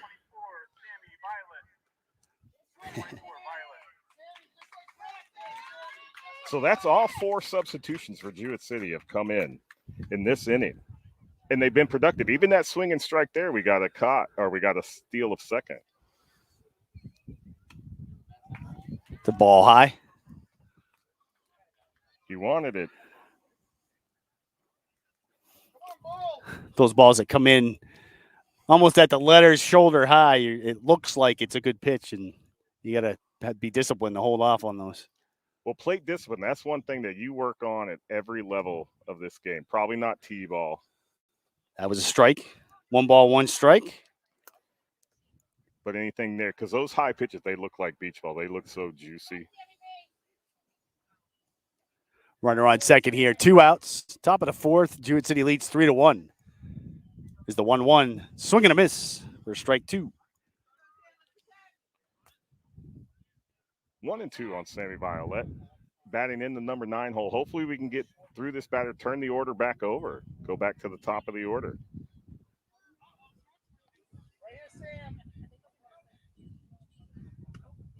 Oh, he called it strike 3. So that'll do it here in the top of the 4th for Jewett City. They plate 2 runs and take the lead 3-1. And you're listening to Jewett City Little League Baseball on SNSN. All right. We wouldn't be able to bring these games without all of our wonderful sponsors. And we want to say a special thank you to Tricia Clark for gathering the sponsors and giving us shade with the tent. On a day like today, very, very, very much appreciated. She's got her back turned to us right now. I was going to give her a thumbs up. All right, this game is brought to you by Two Sisters Shipping, Business Center, Wedgewood Drive, and Slater Mall, Waxery and more, the LaBelle family, the Coney family, the Webster family, the Wallace family, Sharp Image Barbershop, East Coast Auto Sales, Underwater Construction, the Willis and Stanley family, and Brand Spankin' Used Thrift Shop.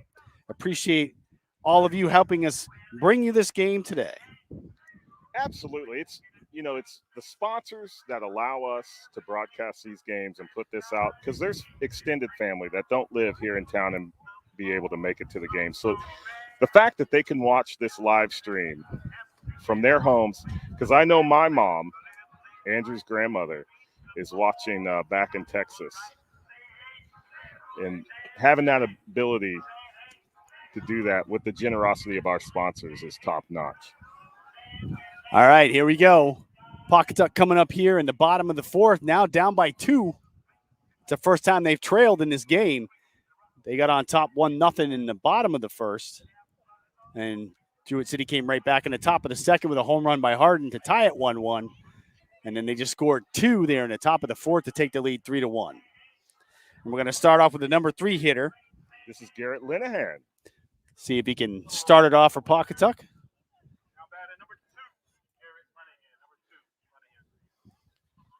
Linehan digs in. Goodwin still on the mound here for Jewett City. He winds and fires. Ground ball, shortstop. Oh, Odo went off his heel of his glove and then through his legs. So that'll be an E6, allowing Linehan to reach. Well, for Odo getting Linehan to first, that's actually the same exact spot he hit to in the 1st inning. That's exactly correct, a 6-3. Oh, almost. Oh, nice move by Goodwin there. Almost caught Linehan sleeping, but he gets back just in time. I think they call that a half step. That was close. Being a lefty, it's such an advantage, but that was a nice move by a righty. Goodwin, his first pitch here to the number 4 hitter, Ogden. Ogden takes the ball low. It was a fielder's choice, 2-5 on that one. Yeah. Mm-hmm. So there was a fielder's choice there on for the 3rd out. He was caught stealing to end that inning. Caught stealing. That's right. That's right. Nice throw there by Schultz, who was behind the plate in the 1st inning. Foul ball there. So that's 1 strike. 1 ball, 1 strike here on Ogden.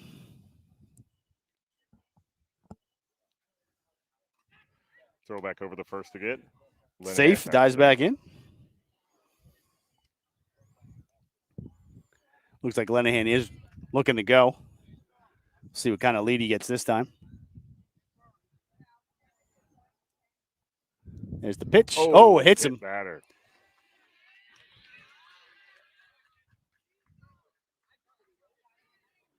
So it hit by pitch, and that'll be 2 runners on here for Pawcatuck. Not the way you wanted to start this bottom of the 4th for Jewett City after they taken the lead 3-1.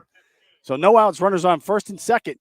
We got the number 5 hitter, Perkins, the catcher, digging in. Go ahead run at the plate.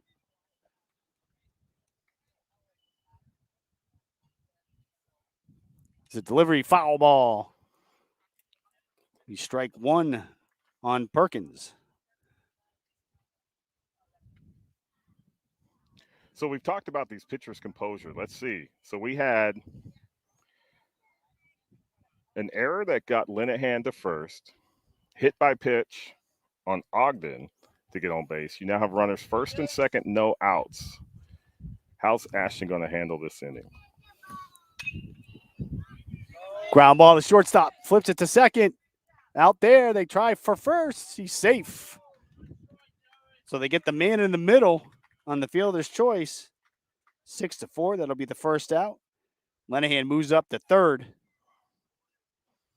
And smart move by Schultz at first to look over at Lenahan at third to check on him to make sure he wasn't going on that throw back from second to first to try to get the lead, first base.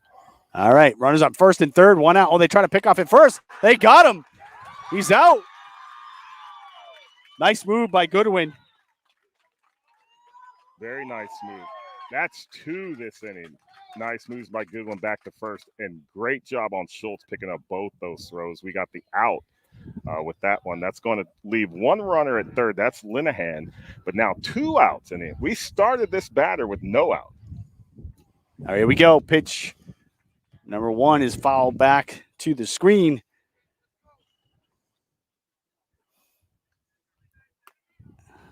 So that's strike 1. 2 outs, runner on third. Jewett City leading 3-1 here in the bottom of the 4th over Pawcatuck.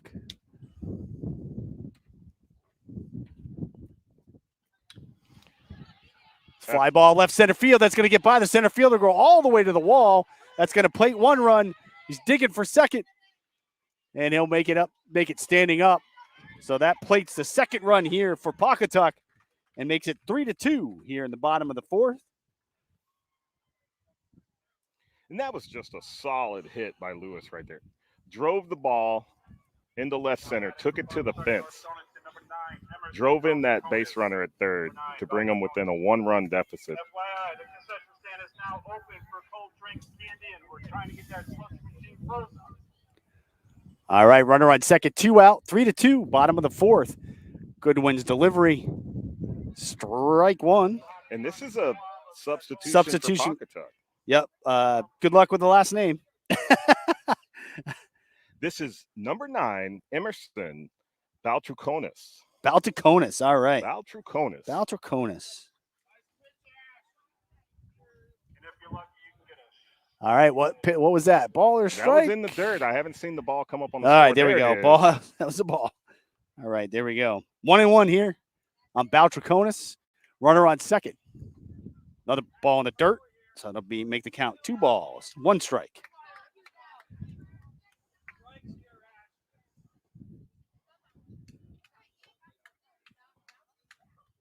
Goodwin sets.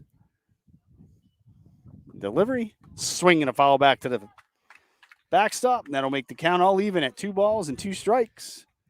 Yeah, Deuce is wild on the board. 2 balls, 2 strikes, 2 outs. 3-2. Bottom of the 4th.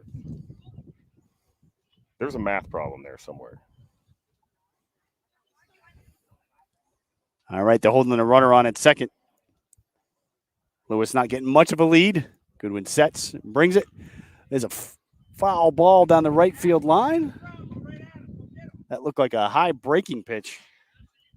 That was almost an eephus pitch. That came in slow and broke 12-6. Emerson was right on it. Just a little early from that left-hand batter's box. Just went foul. Goodwin sets, checks the runner. Here's the pitch. Nope, called it a ball. It's going to make it full. Full count here now on Baltruconis. I'm going to assume that was low. Low, outside, something, maybe both. Here's the delivery. The runner's going, and that's strike 3. That'll do it. Goodwin works out of the jam. And Jewett City keeps the lead. 3-2 here after 4. And you're listening to Jewett City Little League Baseball on SNSN.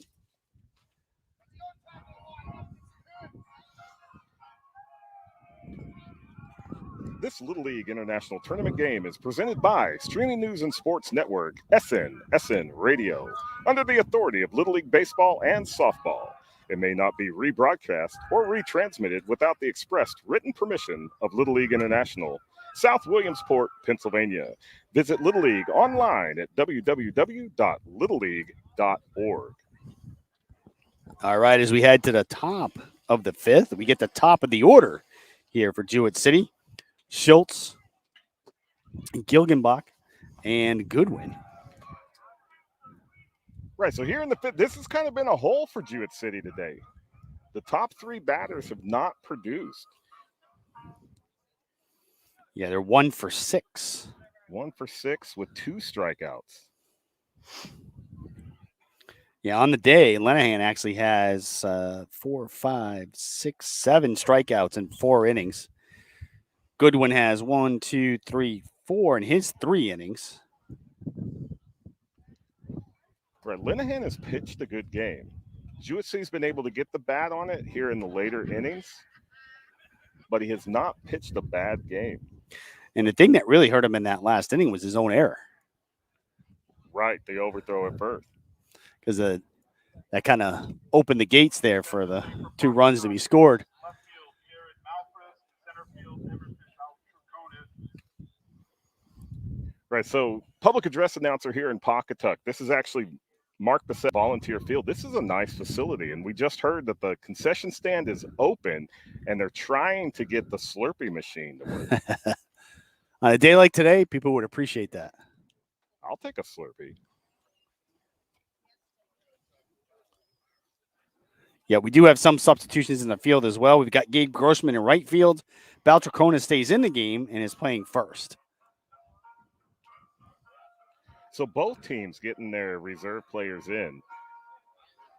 Excellent to see. You know, besides just the minimum playing time. And if my eyes aren't deceiving me, I believe that's number 3 in left field. So that's their other substitute, which is Malfius. Is that right? Malfris, right? Yep. I think that's their 3 substitutes now that are playing in the field. Jared Malfris. I tell you what, one of the things I try to do is get names right.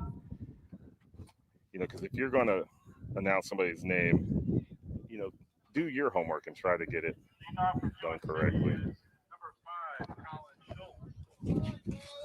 All right, they're back to the top of the lineup here for Jewett City. First pitch is a ball down and low, down and outside. I think Pawcatuck's burning Lenahan. Yeah, I would say so. I mean, I don't. Oh, Nice catch there by the third baseman. Line drive there by Schultz. Third baseman makes a nice play on that one, so that'll be a line drive out for Schultz. the third base. Hot corner was living up That's to its Ogden. reputation right there. Ogden for Pawcatuck. Now batting number 8, Sam Gilgenbach. Number 8. Gilgenbach is struck out and flown to center. First pitch is inside, ball 1.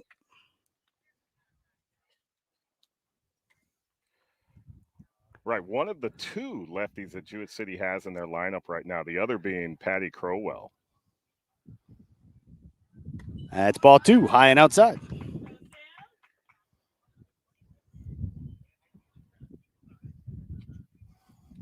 But no, like we were saying just a minute ago, you know, the players want to be in the field. They want to be part of this. And besides the minimum playing time, get them out there and be a part of this game. That's in the dirt past the catcher for ball 3. 3-0 here. All right, so is he going to leave the bat on his shoulder? Or is he going to have discretion to, if he likes it, take a shot at it? Need runner, so let's get him on base. That would be my philosophy.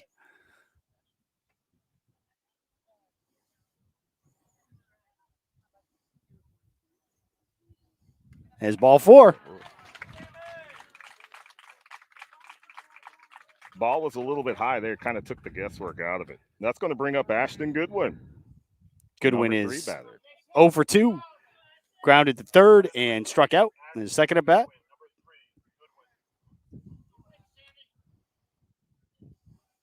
Comes up again just like he did last time with runners on base.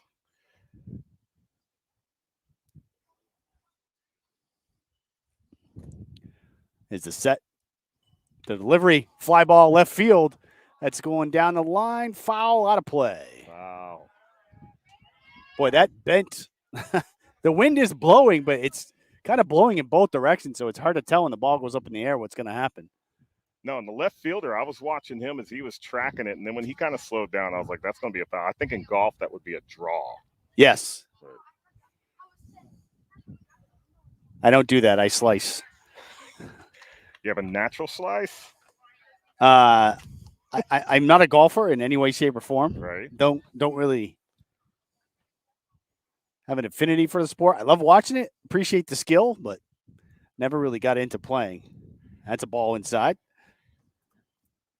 No, I end up in the woods a lot, which is actually good because I actually leave the golf course with more balls than I started.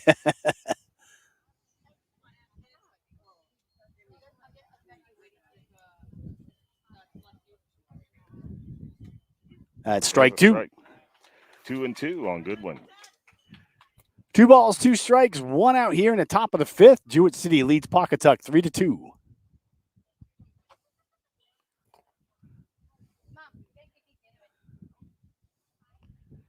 On hand sets. And here's the delivery. Line drive down the left field line. That's fair. Fair ball. Oh, and then bobbled the ball in left field. But Gilgenbach had stopped at second, so his momentum. He did. He hesitated. But that'll put 2 on here in the top of the 5th with 1 out for Jewett City. That'll bring up Andrew Harden, the catcher, with runners on first and second. He's got a home run and a walk and scored 2 of the 3 runs here for Jewett City. Yeah, that hesitation at second. I think Sam could have made it to third if he didn't hesitate. Ground ball, past third base, foul. So that'll be a strike 1 on Harden. He's going up there swinging. He's being aggressive. Can't take that away from him. He's not swinging at bad pitches, but he's taking advantage of those pitches that are coming over the plate.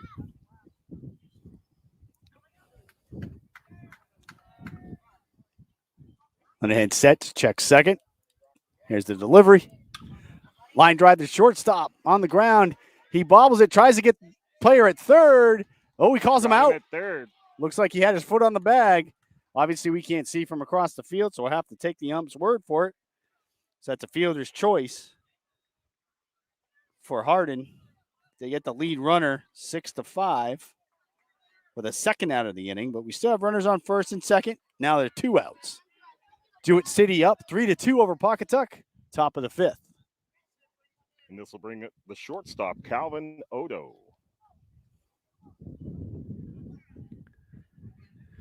Odo on the day is 0 for 2. He struck out looking and flew to center field. Looks like Gary may have been asking for a second opinion on that last pitch. Tough angle for any of the other umpires, especially the first base umpire. No angle on that one. You can't see if the foot's on the bag. Here's the first pitch. Down in the dirt. Gets by the catcher. Runners will move up second and third.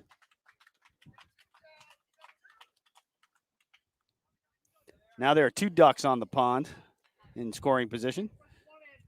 And one thing we've seen with both teams today is take advantage of those opportunities you're given. When there's a mistake made, move your base runners over. That ball that gets by the catcher goes back to the backstop. You now have runners in scoring position, second and third. 2 outs. Calvin Odo at the plate. The ground ball past third base, and that'll score 1 run. They're holding him at third, so Harden will stop there. They get that run back on an RBI single by Calvin Oden. Yeah, so Calvin Odo coming up big with that single to drive in that run. Drove in his cousin. Keeping it in the family, like we said. 4-2 now. Jewett City on top of Pawcatuck. Top of the 5th inning here. And we're back with Brendan. Brendan Hopkins at the plate. Runners at the corners. Linehan steps off and runners get back.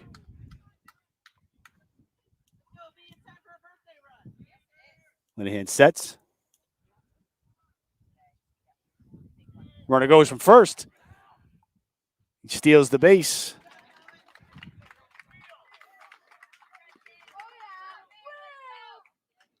It's one of those defensive indifference things. Right, that's what I was going to say. That's not really a stolen base, but it goes down in the books as a DI.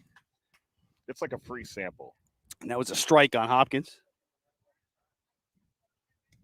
That's a ball inside. 1 ball, 1 strike here on Hopkins. 2 outs here in the top of the 5th. Runners on 2nd and 3rd now for Jewett City. And they lead 4-2 over Pawcatuck.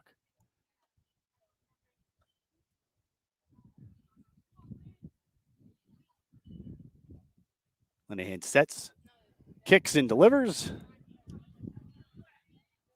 You call that high? Oh, the ball gets by the third baseman as they try to pick off Harden, and he'll score. That's another error and a run. Jewett City up now 5-2. So was that an E2? E2 on that one.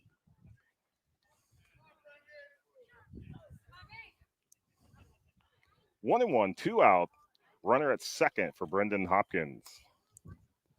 Oh, 1 and 2. 1 and 2. That was a strike. Yep. Ball 2. Throw down to third. He's safe.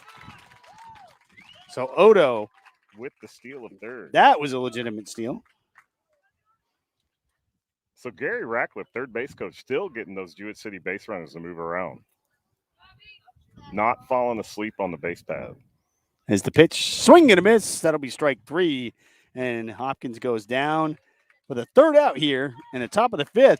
But Jewett City plates 2 more runs to extend their lead to 5-2. And we head to the bottom of the 5th. Jewett City leads by 3 over Pawcatuck. And you're listening to Little League Baseball on SNSN. Now, is that a game show song that he's playing? Sounds like it. If not, it's an old TV show theme. Can't really make it out. No, unfortunately, I don't think the people at home can hear what we're hearing, but is it Card Sharks? Wink Martindale with his wide collars and his 70s powder blue suit. And perfect hair. Yes. That never moved. How much of the ozone did that guy kill? Single game show host single-handedly put that hole in the ozone layer back in the 80s. But you know what? Wink Martindale. Now, maybe somebody at home can correct me if I'm wrong. But I believe he is responsible for bringing the Beatles to America the first time they came over. He was a DJ, radio DJ. And I believe he's the one that got the Beatles over here. Really? I believe that to be true. And I was right with Ernie Banks, so I'm sticking with it. Wink Martindale brought the Beatles. Did not know that one. I am full of useless information that may or may not be correct. I tell people I'm also a mountain of minutia. It's good to be able to have those stories in case there's a game where it's a blowout, because then you can tell all these stories.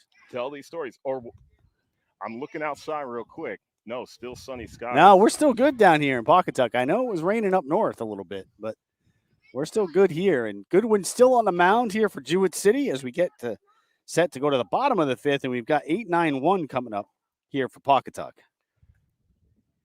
So is this Drew Deary? No, this looks like a different number. This is going to be 3. Malpheus, I think. Malfris, Jared Malfris, number 3, coming in to bat in the number 8 spot. He was in the field, actually, as well. So Malfris went into left field in the top of the 5th. He's getting his first at bat here. He's a lefty. There's several lefties in this game. Goodwin delivers. That's a ball high, I believe. That is correct.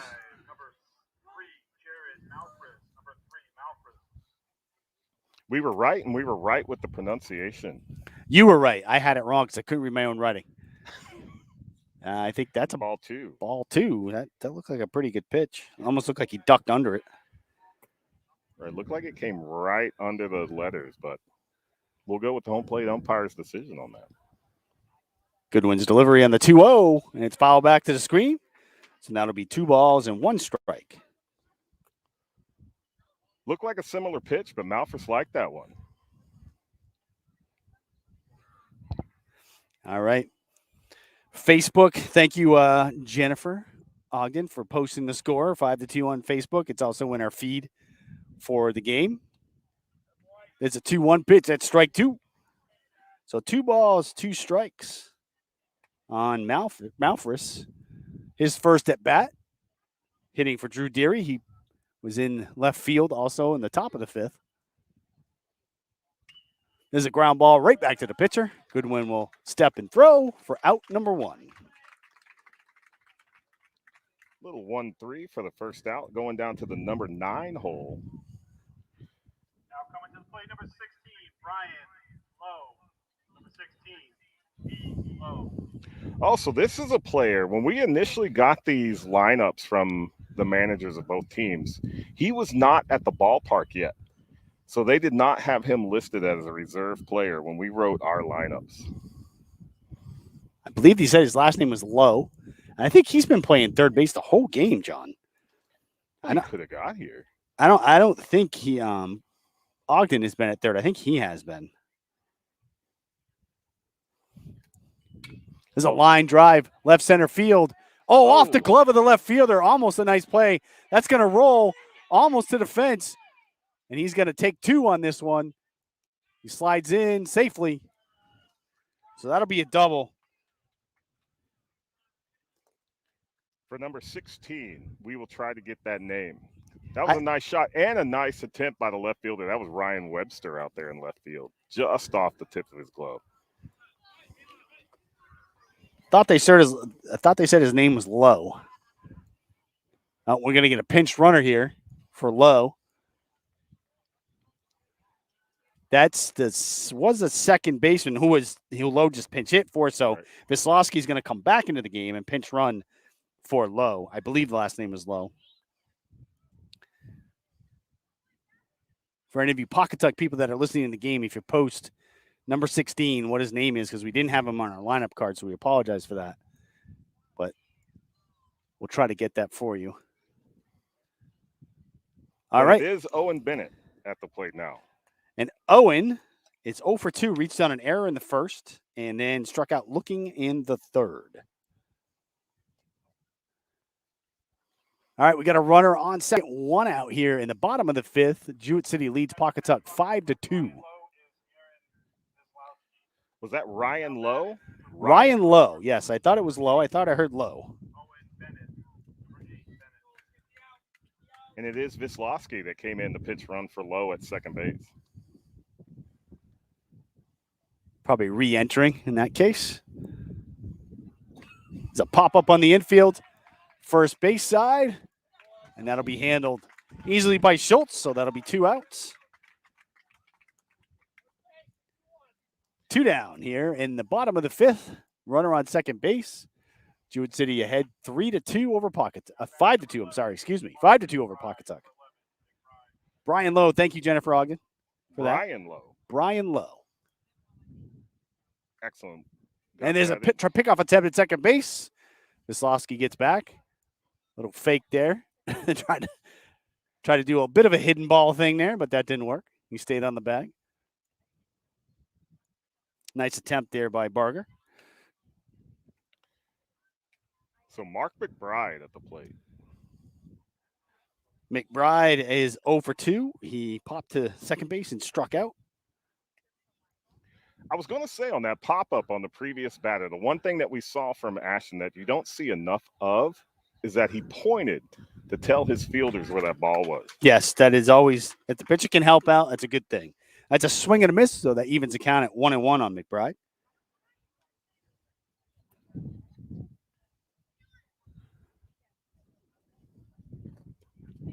And there's another swing and a miss for strike 2.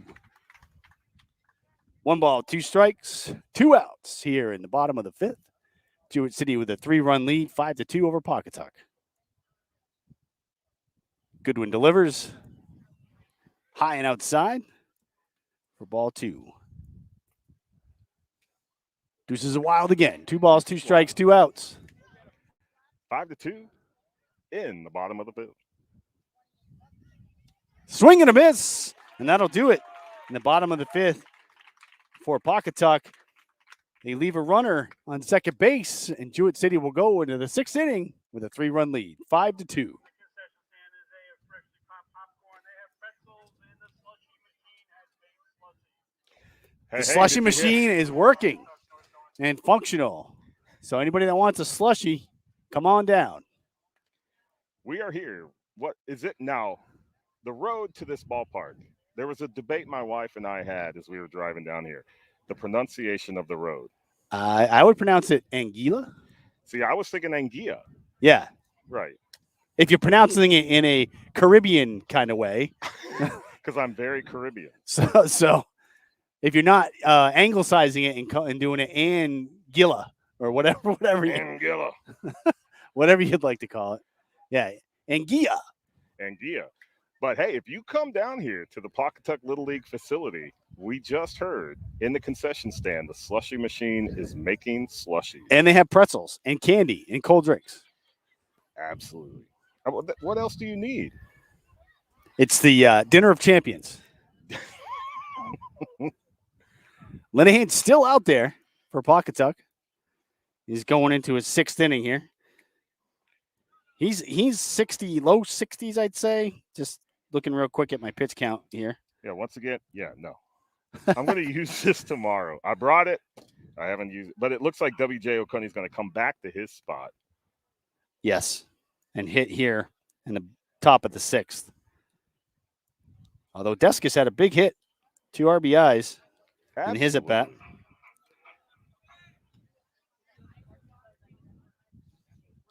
Being able to get an RBI off the bench like that with Deskus.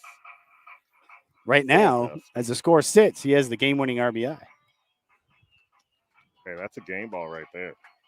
A game ball without having to get hit in your windshield. We kept that ball. They actually gave it to us.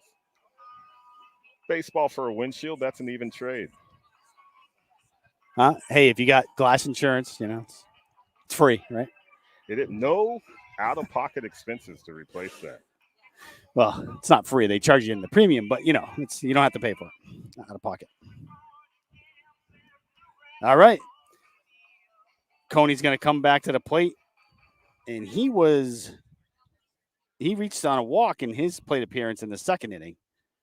So this slot is 1 for 1 with 2 RBIs between Oconee and Deskus. First pitch, swing and a foul ball. That'll be strike 1. Jewett City, once again, being productive in the middle to the bottom of their order. Catcher took that one somewhere. Can't really tell. Might have been off the toe. He was doing the squat. Now we got the hands to the knees. This is the progression you go through.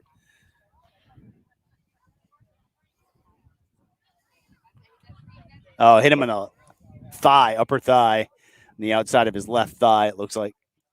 That's what he was just pointing to the coach. So we'll take a few seconds here to give him a break. And as you see at all levels, the umpires and the catchers will help each other out. If they take a ball, they'll take their time. Oh, that's when you go and clean the plate, walk around. That's a ball. Looks like ball low on the first pitch. Or the second pitch, I should say. 1 ball, 1 strike. They didn't put the strike up there on the scoreboard, so that faked me out. I'm like, wait a minute. I think they're listening to us now. They're like, we can't tell either. All right. 1-1 pitch. Looks down and low for ball 2. 2 balls, 1 strike. Coney leading off the top of the 6th for Jewett City, and they have a 3-run, 5-2 lead over Pawcatuck.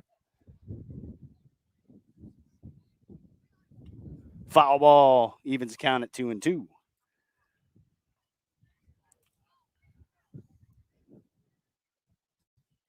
With the exception of that second inning where we had 3 Ks all looking, called third strikes, the Jewett City batters have really buckled down, and they're battling at the plate now. Linehan's pitch, swing and a miss. That was a jinx on John. Don't blame me for that one. All right, so that's a strikeout to lead off the inning here.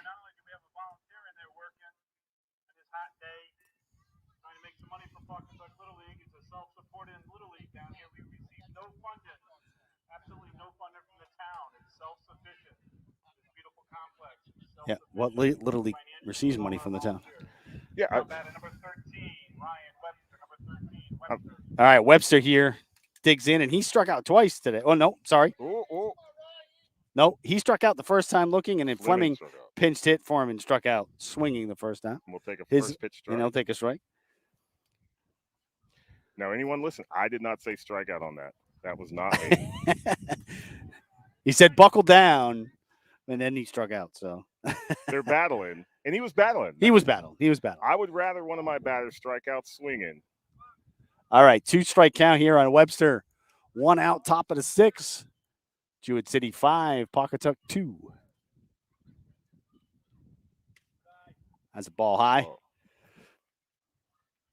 But yeah, no, the public address announcer here was talking about, being a self-sufficient Little League here in Pawcatuck and that they survive on volunteers. And that's how Little League works.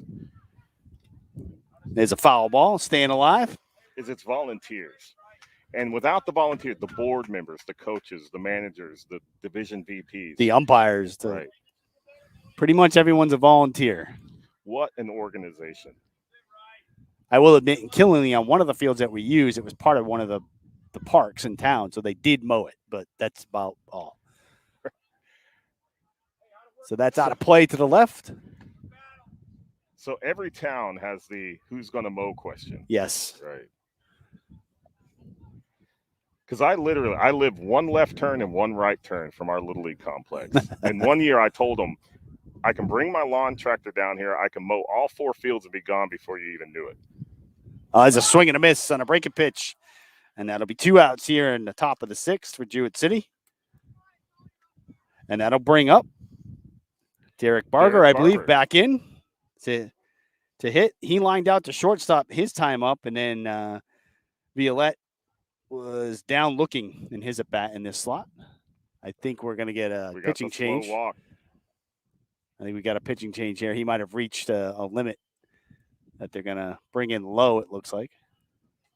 Yep, that's Brian Lowe. Looks like jogging to the mound. So that'll do it for Linehan. That'll close the books on him. He goes 5 2/3 and gives up 5 runs. I believe only 3 of them were earned, if I'm looking at my book correctly. The home run was earned. One of the runs in the 4th inning was earned. There was an error in there on a wild pitch. So there's another wild pitch. So I think it's right. I think 3 runs were earned. So 5 runs, 3 of them earned, 5 2/3. He struck out 2, 3, 4, 5, 6, 7, 8, 9. I have 9 strikeouts. 10, 3, 4, 5. 4, 5, 6, 7, 8, 9. No, there's one. 10. 10 Ks. 1, 2, 3, 4, 5. Yes, 10 Ks. So double digits in Ks. Not a bad day. Not a bad day at all. He gave up the home run to Hardin, a single to Schultz, a double to Deskis.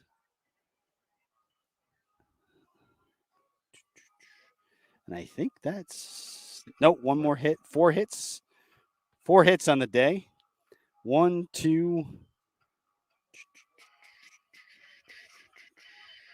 2 walks. 2 walks. 2 walks. Yeah, it was really that 5th inning. You look at the scorebook here, that 5th inning where Jewett City started to open it up. That was really his worst half inning on the plate. But he kept it together. Like we said, this whole game, the composure of these young pitchers has impressed me. Yeah, so there was an error on a throw by the catcher, too, that scored a run. So, yeah, it was 3 earned runs. So he gave up 5 runs total, 3 earned, 10 Ks, 2 walks, only 4 hits. Pretty good day. And the one thing, even after he gave up the walks, gave up the runs, gave up the hits, he never sped up his delivery. He kept it under control on the mound.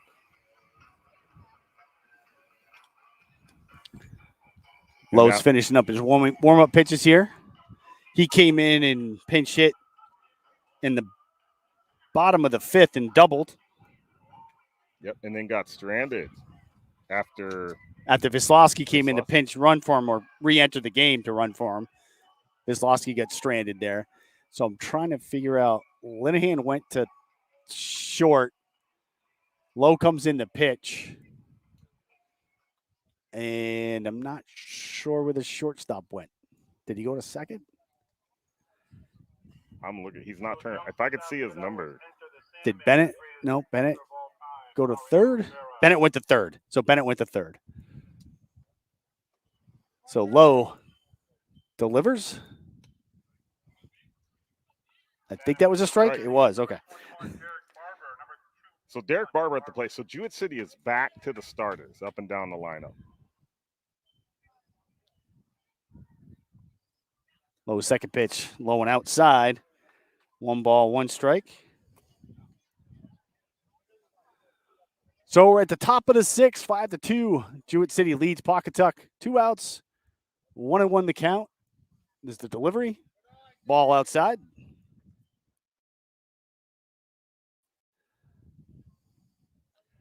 So we'll get to see Brian Lowe. We know he can hit. All right. So we got 2 balls, 1 strikes, 2 outs. Top of the 6th, 5-2. Jewett City leads Pawcatuck. Lowe's delivery. Oh, hits him. Ooh.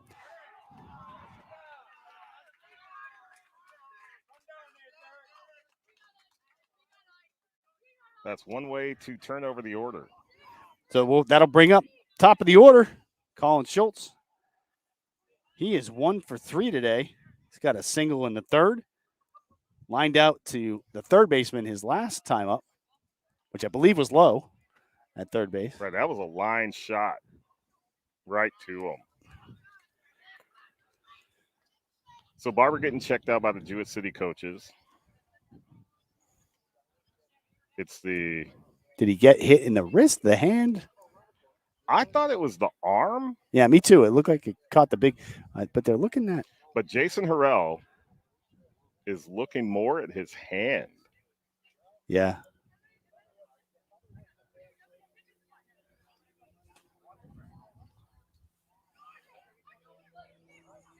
And it does look like he's coming out. He is going to come out. Unfortunate way to leave a game. He's not happy.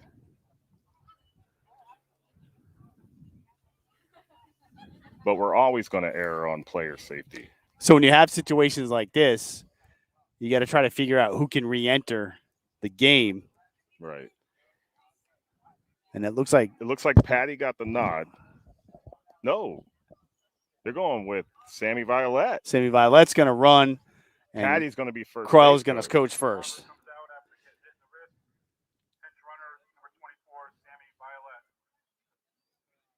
Yeah, he can re-enter for him because he pinch hit for him as well. So, yeah, because once you sub, you're tied to that player. Exactly.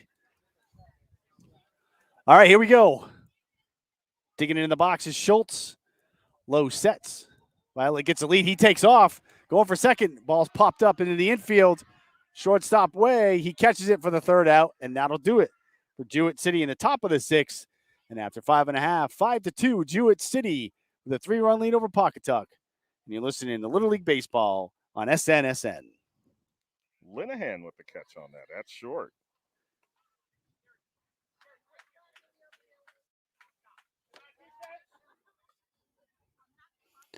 And here we go with Pawcatuck with 3-4-5 coming up. Linehan's actually going to lead it off for Pawcatuck in the bottom of the 6th. So, yeah, was that Linehan, Ogden, and Perkins? 3-4-5.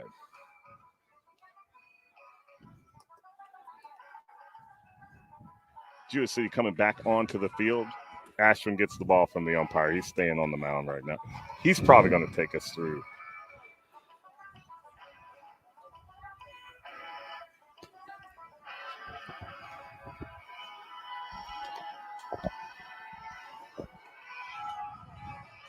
Now, you said that you were a Cowboys fan in football. Who is your baseball team? The Red Sox. Red Sox. Well, you know what brought that to mind? If you hear the song they're playing here in the stadium. Yeah, Goodwin only has 47 pitches, so he's done a pretty economical job over his 4 innings. Absolutely. So Yes, Red Sox this are your was baseball Jonathan team. Papelbon's entry Right. when he was the closer for the Red Because Sox. there's nothing that says Little League Baseball to me like the Dropkick Murphys. If it's Irish and they rock, it's Boston. So I would have to say I am a Rangers fan. And you know that to be true because I actually announced it publicly. But I grew up right there. Hey, you know, I mean, they've had some recent success when Ron Washington was there. Well, absolutely. So 2010, the Rangers' first World Series against the Giants. And my best friend, he's the godfather of my son's best man at my wedding. This is the kind of friend that he was. During the ALCS, Rangers are playing the Yankees, and it looks like they're going to win and go to their first World Series. So he says, hey, I'm living up here. He's still back home in Texas. He says, if you can get here, I will buy tickets. I was like, do it. So I bought plane tickets. He bought World Series Game 3 tickets. That was going to be the first home game in Texas. And then we told our wives. And they were both cool with it because my wife, Amy, she's actually a Yankees fan. So they have some World Series that they can share. So this was the Rangers' first World Series, first game in Arlington, Game 3, 2010. I was there, and that was the only game that World Series the Rangers won. Right. Yeah, the whole Yankees-Red Sox thing has certainly died down quite a bit. Once the Red Sox won, it was kind of now that they've won 4 in the past. Well, yeah, you don't in the past 15 years, you know, it's 17 years to be exact. You don't see the Veritek gloves to the face. No. You know, none of that. And this year, the Red Sox, I mean, they're 7-0 against them. So right. But I would have to say, if I grew up here, I would probably be a Red Sox fan. It was heartbreaking for so long. They're just a scrappy team. Something going on where there's a discussion between the two teams about, I think it was minimum play for everybody. So, all right, here we go. Bottom of the 6th. Garrett Linehan leading off here for Pawcatuck. No, that's number 2. Oh, it's number 2. So it looks like we have another. Yeah. I'm like, all right. That confused me for a second there. He said the name right before that. Yep. He forgot that McBride had made the last out in the last inning. So here we go. Goodwin with the first pitch. That's a ball, I think. All right. Yeah. Hey, it's a strike. All righty. Hey, this umpire keeps you guessing.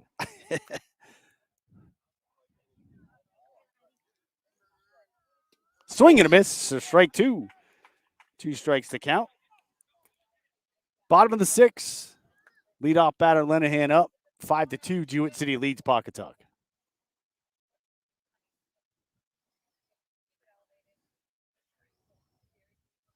It's a breaking pitch off speed. He hangs in there. Like to see him battle. Kind of walking off. Looks like he may have come down a little bit crooked on that leg, fighting that pitch off. Give him some time. He's coming back to the box.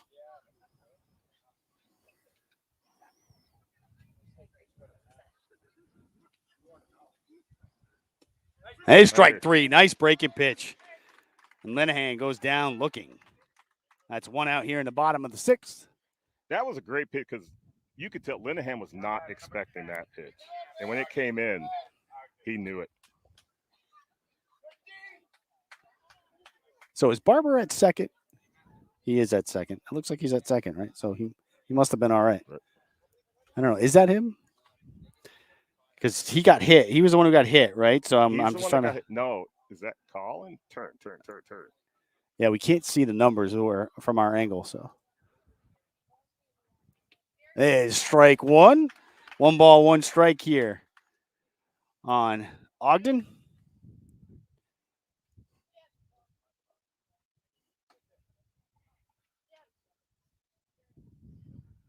One pop up on the right side of the infield. Second baseman coming in. He makes the catch. I heard a yay calling from Yep. the So parents. So that'd be Colin Schultz at second. Colin Schultz at second. He moved to second. Gilgenbach came back to first. Right, we got WJ at third, Calvin Odo's at short, Ryan Webster in left. Looks like Brendan Hopkins in center, and Sammy Violet. All right, so in at Hopkins was the one that moved over, and Villette came in to play right field. First pitch is a little high, ball one.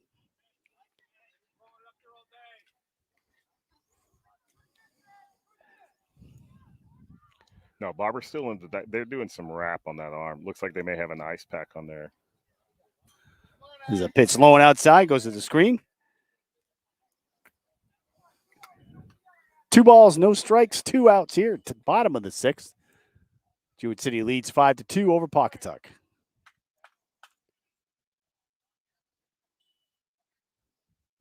Oh, hits him. That's the second batter that Ashton's hit. And when that's the third hit by pitch in the game. Indeed.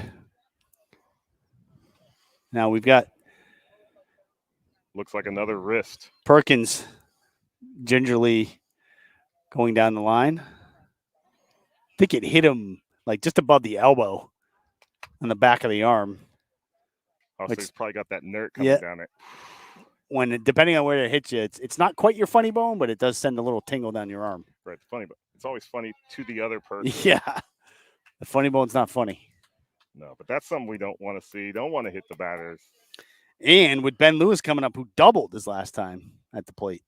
Right, and you're sitting on 2 outs right now. You're getting down to the brass tacks. We're here in the bottom of the 6th, 5-2, Jewett City's favor.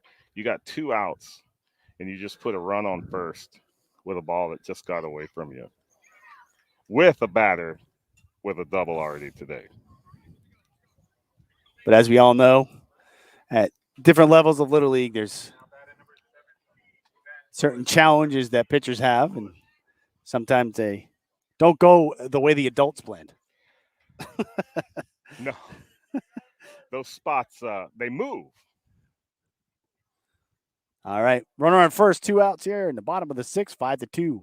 Jewett City with a 3-run lead over Pawcatuck. First pitch, and that's lined to center field, and it'll be caught by Hopkins. So that'll do it here in the bottom of the 6th for Pawcatuck. They leave a runner. Jewett City leads by 3, 5-2, as we head to the top of the 7th. And you're listening to Little League Baseball on SNSN. So all right. He gave it a ride. He did. That's the second time he hit it out that way. When he doubled the last time he was up. All right. We wouldn't be able to bring this game without all of our wonderful sponsors. We're so appreciative of that. We're thankful for Tricia Clark also organizing the sponsors and giving us the shade today with the tent. So we just want to thank Two Sisters Shipping and Business Center, Wedgewood Drive, Slater Mall, the Waxery and More, the LaBelle family, the Oconee family, the Webster family, the Wallace family, the Willis Stanley family, Sharp Image Barbershop, East Coast Auto Sales, and Brand Spanking Used Thrift Shop. Thank you for your support. Makes it easy for us to bring these games to you. Without the support, it certainly would be much more difficult. And we just want to also mention, too, that this is a best 2 of 3 series. So if you're joining us a little late and didn't hear us talk about that in the beginning of the game, so whoever wins this game, they come back tomorrow at 4 o'clock, weather permitting. Right. And if whoever wins this game wins that game, series is over. But if there's a split, you go to Monday night at 5:30, same place. All the games are here. All the games will be on SNSN. And then we go to Mansfield on Tuesday through Friday for the 11-12 sectionals. Those are all in Mansfield, and we will bring all those games to you live on SNSN. Yeah, absolutely. The only difference being with this sectional right here is Monday would be a 5:30 game. So today and tomorrow, 4 o'clock first pitch times. Monday, if necessary, 5:30 first pitch. So, okay, we definitely have a Red Sox fan running the music today. Now we have here in the top of the 7th, Sweet Caroline's playing. 7th inning stretch, right? Right. It's not quite the 7th inning stretch, but definitely not the Cotton Eye Joe. Can't stand this song. I don't know when this became a thing, but it certainly wasn't when I was a kid. No, so what was the song then? I don't even remember. I think they just played "Take Me Out to the Ball Game." Take Me Out to the Ball Game. Kind of the old standard. Now I know in Texas we used to do the Cotton Eye Joe. They may still do Right. the Cotton Eye Joe. So, Now, my wife would like that better. right. Or maybe it was a John Denver My song. my wife grew up 20 minutes outside of Boston. Oh, right. So, but the funny thing is our entire family, Mm-hmm. my wife and the 2 kids, all different football teams.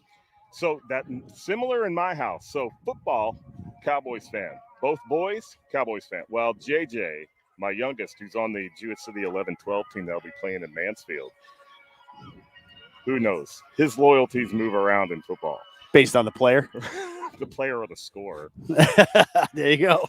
All right. Gilgenbach back up here for his 4th plate appearance. He is 0 for 2 on the day. Walked in his last at bat.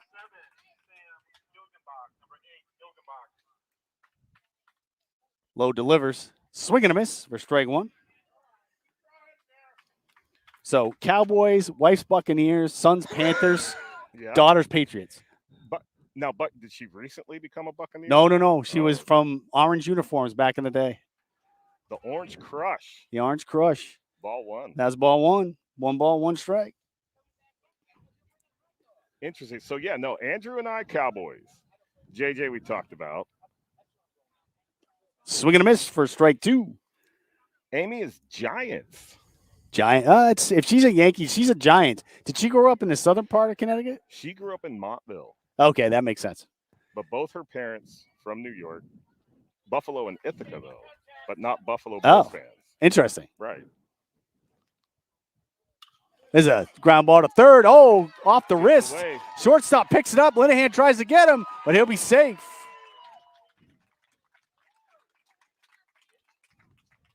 That was a bad hop. Came right off the wrist. I'm going to give him a single on that one. I'm giving a single on that one, too, because that was a hard. It was a hot shot. Took a bad hop. All right, here we go. We got Ashton Goodwin stepping in.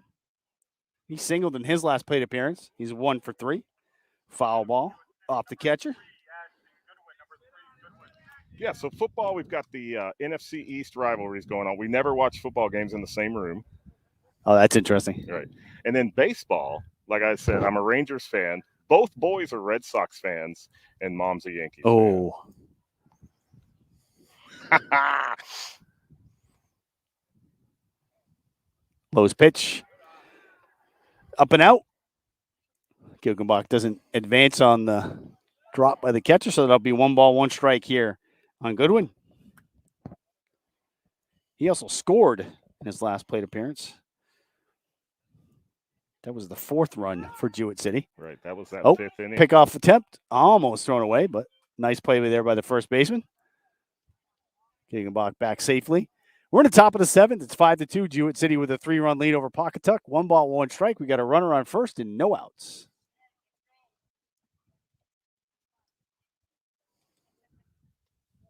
That's strike 2. Gilgenbach's going to advance on that. That was a pass ball because that was called a strike and the catcher just dropped it. Right.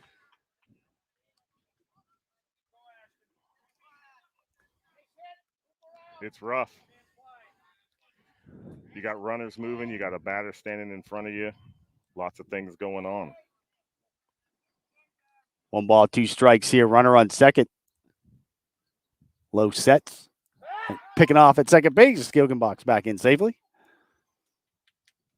Oh, nope. Nope. Got the time. Didn't it look like the umpire shook him off? Sam asked for time and he shook his head. No. Yeah, that was weird. I don't know. No, you figure it out. All right, here's the pitch. That's low and outside.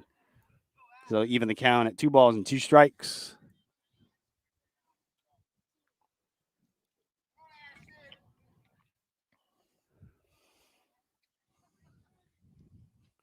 Low sets, checks the runner. Here's the pitch. Foul back to the screen. Count will stay at 2 balls and 2 strikes. That looks like it was a changeup from Low on that one. Certainly off speed. Right. Definitely got Ashton out in front of that one. Nice pitch selection by Pawcatuck.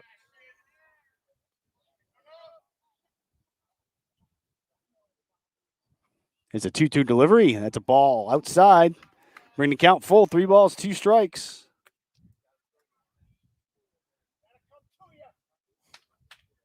We had a saying in high school about breaking pitches.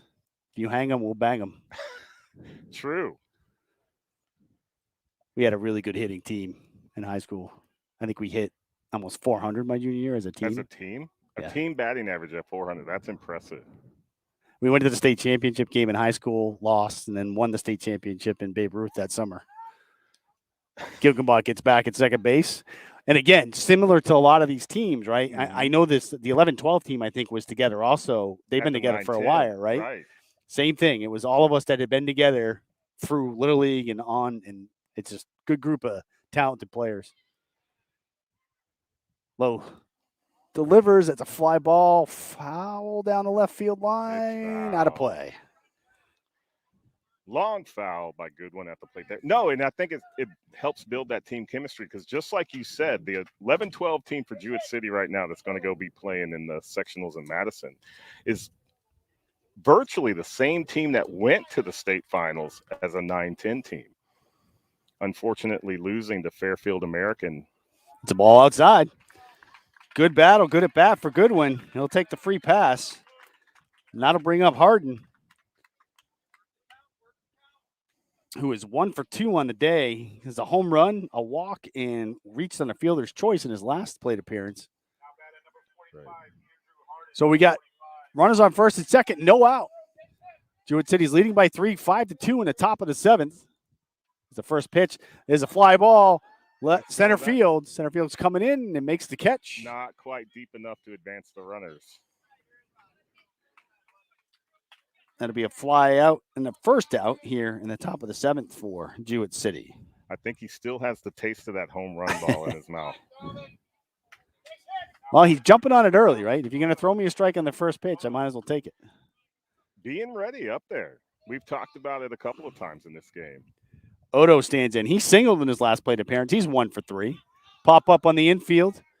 Foul territory. Caught by the first baseman. That'll be the second out. And that has to be one of the largest first base gloves I have ever seen. Almost looks like one of those softball catcher mitts. Right. That's huge. All right, low sets and delivers. Foul ball our That's way. coming our way.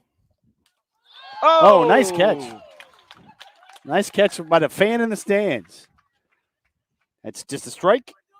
He gets nothing for catching that ball. He actually has to give it back.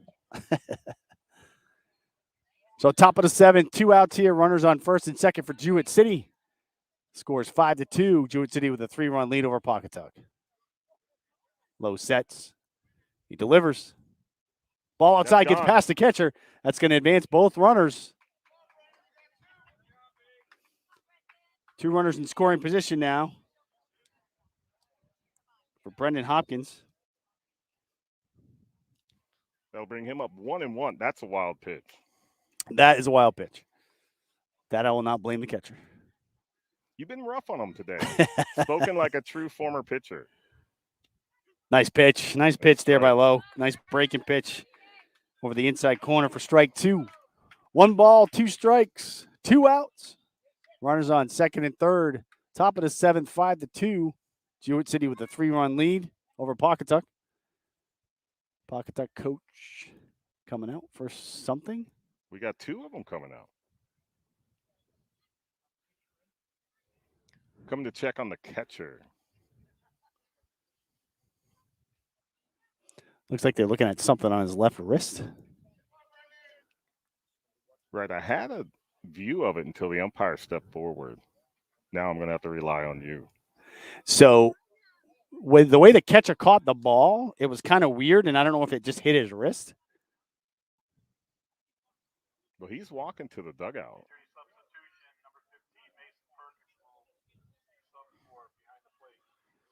Okay, so he's going to come out.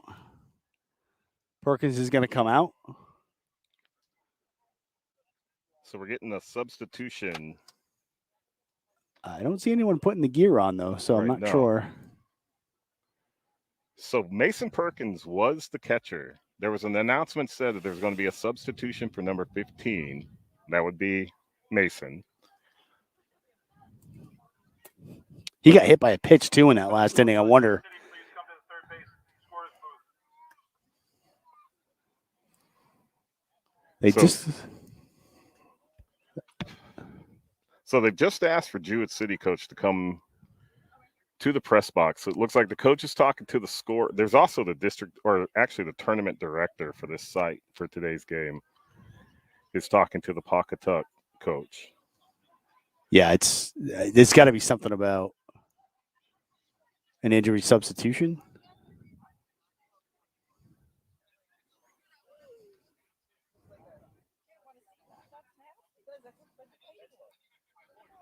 Interesting. Right. All right. Well, Well, yeah, we'll let everybody know as soon as we find out what's going to happen after this discussion over there with the press box. But going back to the 2010 World Series, Game 3, Rangers, Giants. Rangers came to Arlington from Washington in 1972. I was born in 1974. I've been a Rangers fan my whole life. Hometown team. There's a young child with his dad sitting right next to us in the stands. He's maybe 8, 9 years old. Before the game starts, I turn to him and I say, "Have you been waiting for this your whole life?" And he goes, "Yes." And I go, "Me too." did he respond? His dad laughed. But looks like whatever discussion they had is worked its way out. Due to the injury and the fact that all the subs have already played, Jewett City was able to pick from Pawcatuck North Stonington's bench for the sub, and that sub will be Gabe Grossman. Okay, so some kind of rule here with if all the substitutions have been used in the game, what they're being told over the PA is that Jewett City actually gets to choose who comes in to catch From Pawcatuck's from bench. Pawcatuck's bench, and that means Gabe Grossman's going to come in and catch in place of Perkins. So we'll try to find out more exactly what's going on with Perkins and if the injury's serious, because obviously that impacts any of the games moving forward. Right. So Grossman actually came in and did he hit yet? I don't have him hitting. I don't have here. him hitting as well. Huh. So we had Yeah, I had Baltriconis Baltriconis and came Malfris and Lowe all substituted at some point and Right. got in at bat, but I don't see him ever getting up to the plate. Could have missed it. I'm not saying that we're perfect, but yep. So Grossman's coming in. He's going to catch. So we'll write that down here in our book. Grossman comes in for Perkins in the 7th. So, yep. So again, we'll give you the update. It's 5-2. Jewett City with a 3-run lead over Pawcatuck. It's the top of the 7th. There's 1 ball and 2 strikes on the batter. And that's Brendan Hopkins. And there are 2 out with runners on 2nd and 3rd. So that's the scene. And they're announcing the umpires, and everybody's cheering, giving them credit. Again, as we said, it's all volunteer. And we have all local umpires for this series. Yep. They're all from Waterford, Stonington, New London, so they're all relatively in the area. So Willie Stokes is behind the plate, Don Connors at first, and Greg Sutton was at 3rd. And those are all District 10 towns. And my guess is that they'll rotate through these 3 games. You know, somebody else will do the plate tomorrow, and that's normally how it works. Normally, it goes in a clockwise fashion. So the first base would go to behind the plate, 3rd would go to 1st, plate would go to 3rd. Right. No wagers. Maybe a Slurpee. But are we saying that the 3rd base umpire, and that's what, Greg Sutton Yeah. out of Stonington. So we're calling him as the plate guy tomorrow? No, the first base would go behind the First plate. base? He would go to 1st. Oh, okay. The home plate would go to 3rd. That's the way it normally works. I'm not saying that's how it's going to work, but That would be clockwise. that would be clockwise, at least as you're facing the As you're field. facing center field. Yes. Goes All right. Back to our conversation. at 1-2 count. Lowe delivers. It's a pop-up down the first baseline. Grossman's got a chance. Oh, nice attempt. Nice sliding attempt by Grossman. Called into action right away to make a play. And that's a tough play for a catcher. You got to get up. You got to throw that mask. You got to find the ball, and then you got to run in an opposite direction. And, your immediate reaction is obviously you stand up, but you have no idea where the ball is until somebody tells you. Right. So, all right. Still 1-2, 2 outs. Runners on second and third. Low sets. Here's the delivery. That's strike 3. And that'll do it for Jewett City here in the top of the 7th. They leave 2. Still lead by 3. 5-2 over Pawcatuck as we head to the bottom of the 7th. And you listen to Little League Baseball on SNSN.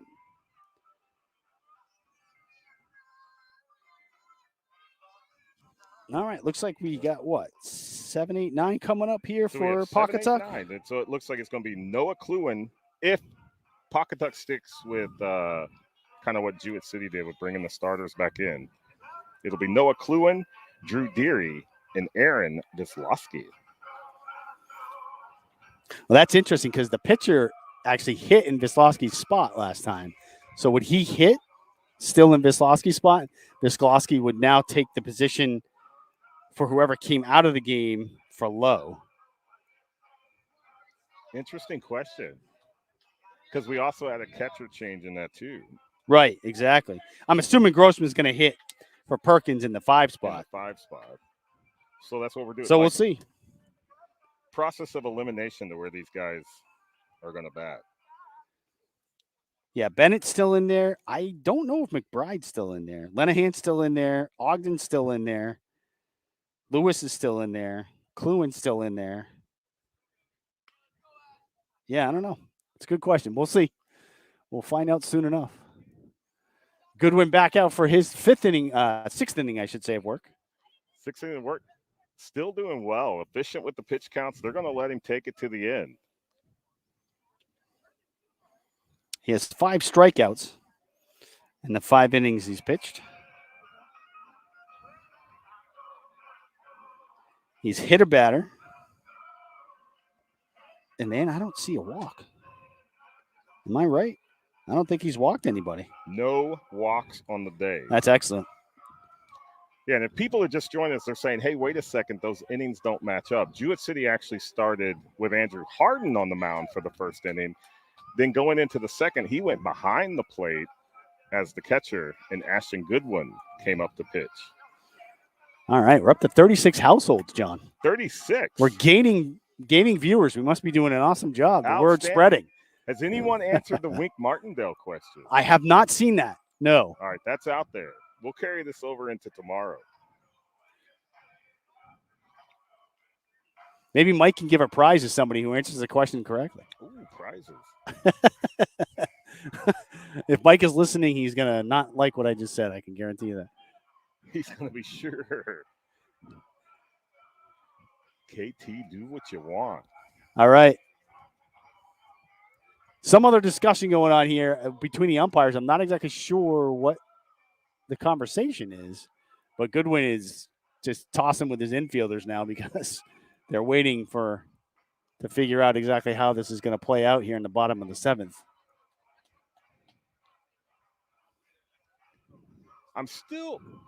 So the umpire, I think third base actually probably has the question that we had earlier. I think he knows the answer because kind of using his body language and who he's spoken to, I think he's pointing to where the players are and have been. Yes.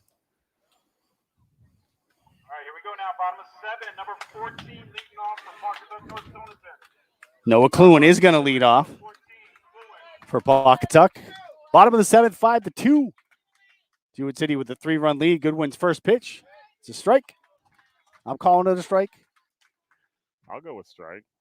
Hey, and they put it up on the board. There's a foul ball back to the screen for strike 2. 2 strikes is the count. Quickly ahead of the batter. 2 pitches, 2 strikes, 0-2 count. Bottom of the 7th, he's got a 3-run lead. Just throw strikes. All right, good win. Breaking pitch on the inside corner for strike 3. 3 pitches, 3 strikes, 1 out. 1 down. Bottom of the 7th, 5-2. Jewett City with a 3-run lead. All right, we're 2 for 2 so far. This is Drew Deary at the plate. Deary is 0 for 2 on the day. Strikeout and a 1-3 the last time up to bat. That's a ball.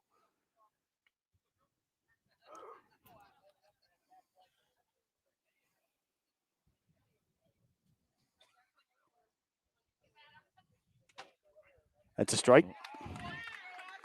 1 ball, 1 strike. 1 out here, bottom of the 7th. Jewett City leads 5-2 over Pawcatuck. Goodwin winds and deals. Breaking pitch slipped out of his hand, it looked like, so that's ball 2. Just kind of hung up there around the 6'6", 6'8" in the air.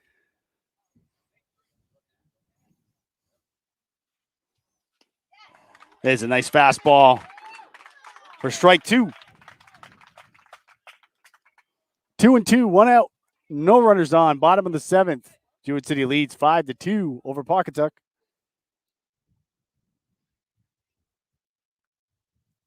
Ground ball, third base.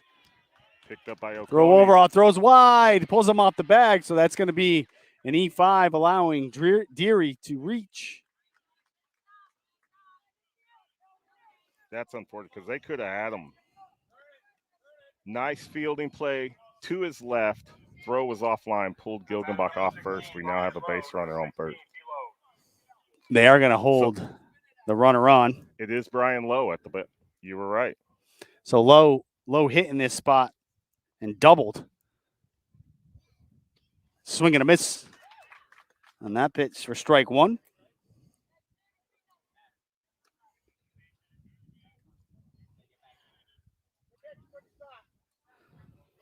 All right, we got a runner on third and Deary. A runner first, I should say, and Deary. 1 strike on the batter, 1 out. Bottom of the 7th. Another check over of the runner. Little shoulder slide tag. Runner safe. 5-2. Jewett City leads Pawcatuck.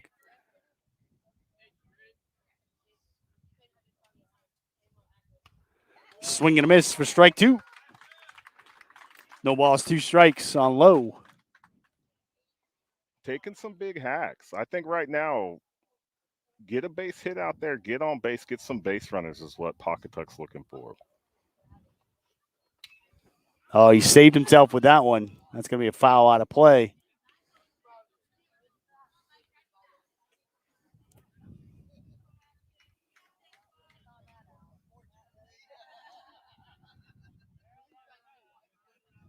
You know, I think that's one of the hardest things with the younger players is getting that kind of situational hitting mindset.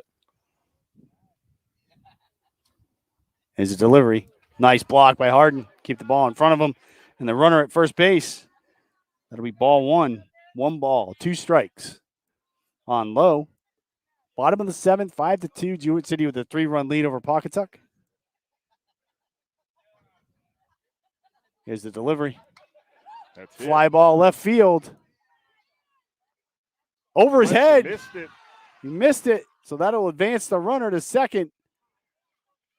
That's a error on the left fielder. E7. Looked like he was tracking it, and it just went over his glove. I think if he had taken just a step back, that would have landed right in the mitt. Now batting the top of the order, number 8, Owen Bennett. Number 8, Bennett. So with that error on the left fielder, that's going to turn over the order for Pawcatuck. That's going to have Owen Bennett coming to the plate. And he is 0 for 3 on the day. First pitch is a strike. So 2 errors have allowed 2 runners here in the bottom of the 7th for Pawcatuck. Jewett City holding on to a 5-2 lead. 1 out. Runners on first and second. Swing and a miss. 2 strikes here on Bennett. Tying run is at the plate.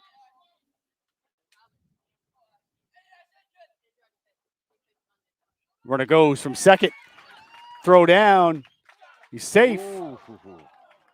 And the runner from first takes second. But that was a swing and a miss on the pitch, so that's a strikeout for the second out of the inning. Runners do advance. I think there was a slight disagreement by Jewett City's catcher on that safe call at third. All right, Goodwin's going to go from the windup. McBride, the number 2 batter here for Pawcatuck. First pitch is a ball, high. Now he goes back to the stretch. He sets, checks the runners. Pitches down and away for ball 2. Get that ball back in the zone. You've got 2 outs. You got runners on second and third. Just worry about that batter. Swing and a miss on the 2-0 count. Ball count goes to 2 balls, 1 strike. Runners on second and third, 2 out here in the bottom of the 7th. 5-2, Jewett City with the 3-run lead over Pawcatuck. Swing and a miss. That ball was a little over his head. We'll take it. Kind of like a little chop swing above his head on that one. Wants to get that runner in. You can tell that's what he wants to do. Oh, catcher thought that was strike 3, but it'll be ball 3. So the count goes full. 3 balls, 2 strikes, 2 out. Bottom of the 7th. 5-2, Jewett City has a 3-run lead.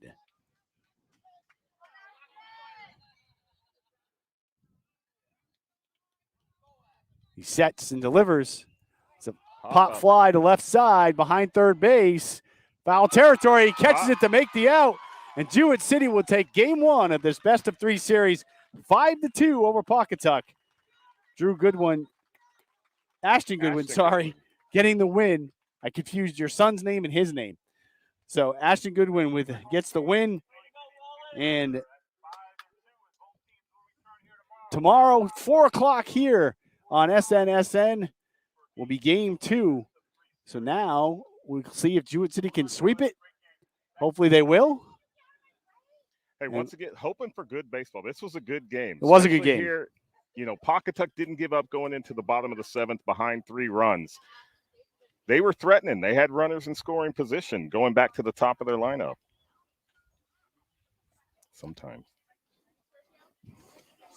Yeah, let's see. Today we're probably not going to bring anybody to interview because it looks like the kids are going out to left field, right field, I should say, to have a little powwow. So definitely, if they bring it home, we're going to get people on the air to be interviewed, the kids and the coaches. So 5-2 is the win here today in game 1. Come back here tomorrow on Sunday at game 4, if needed, Monday at 5:30.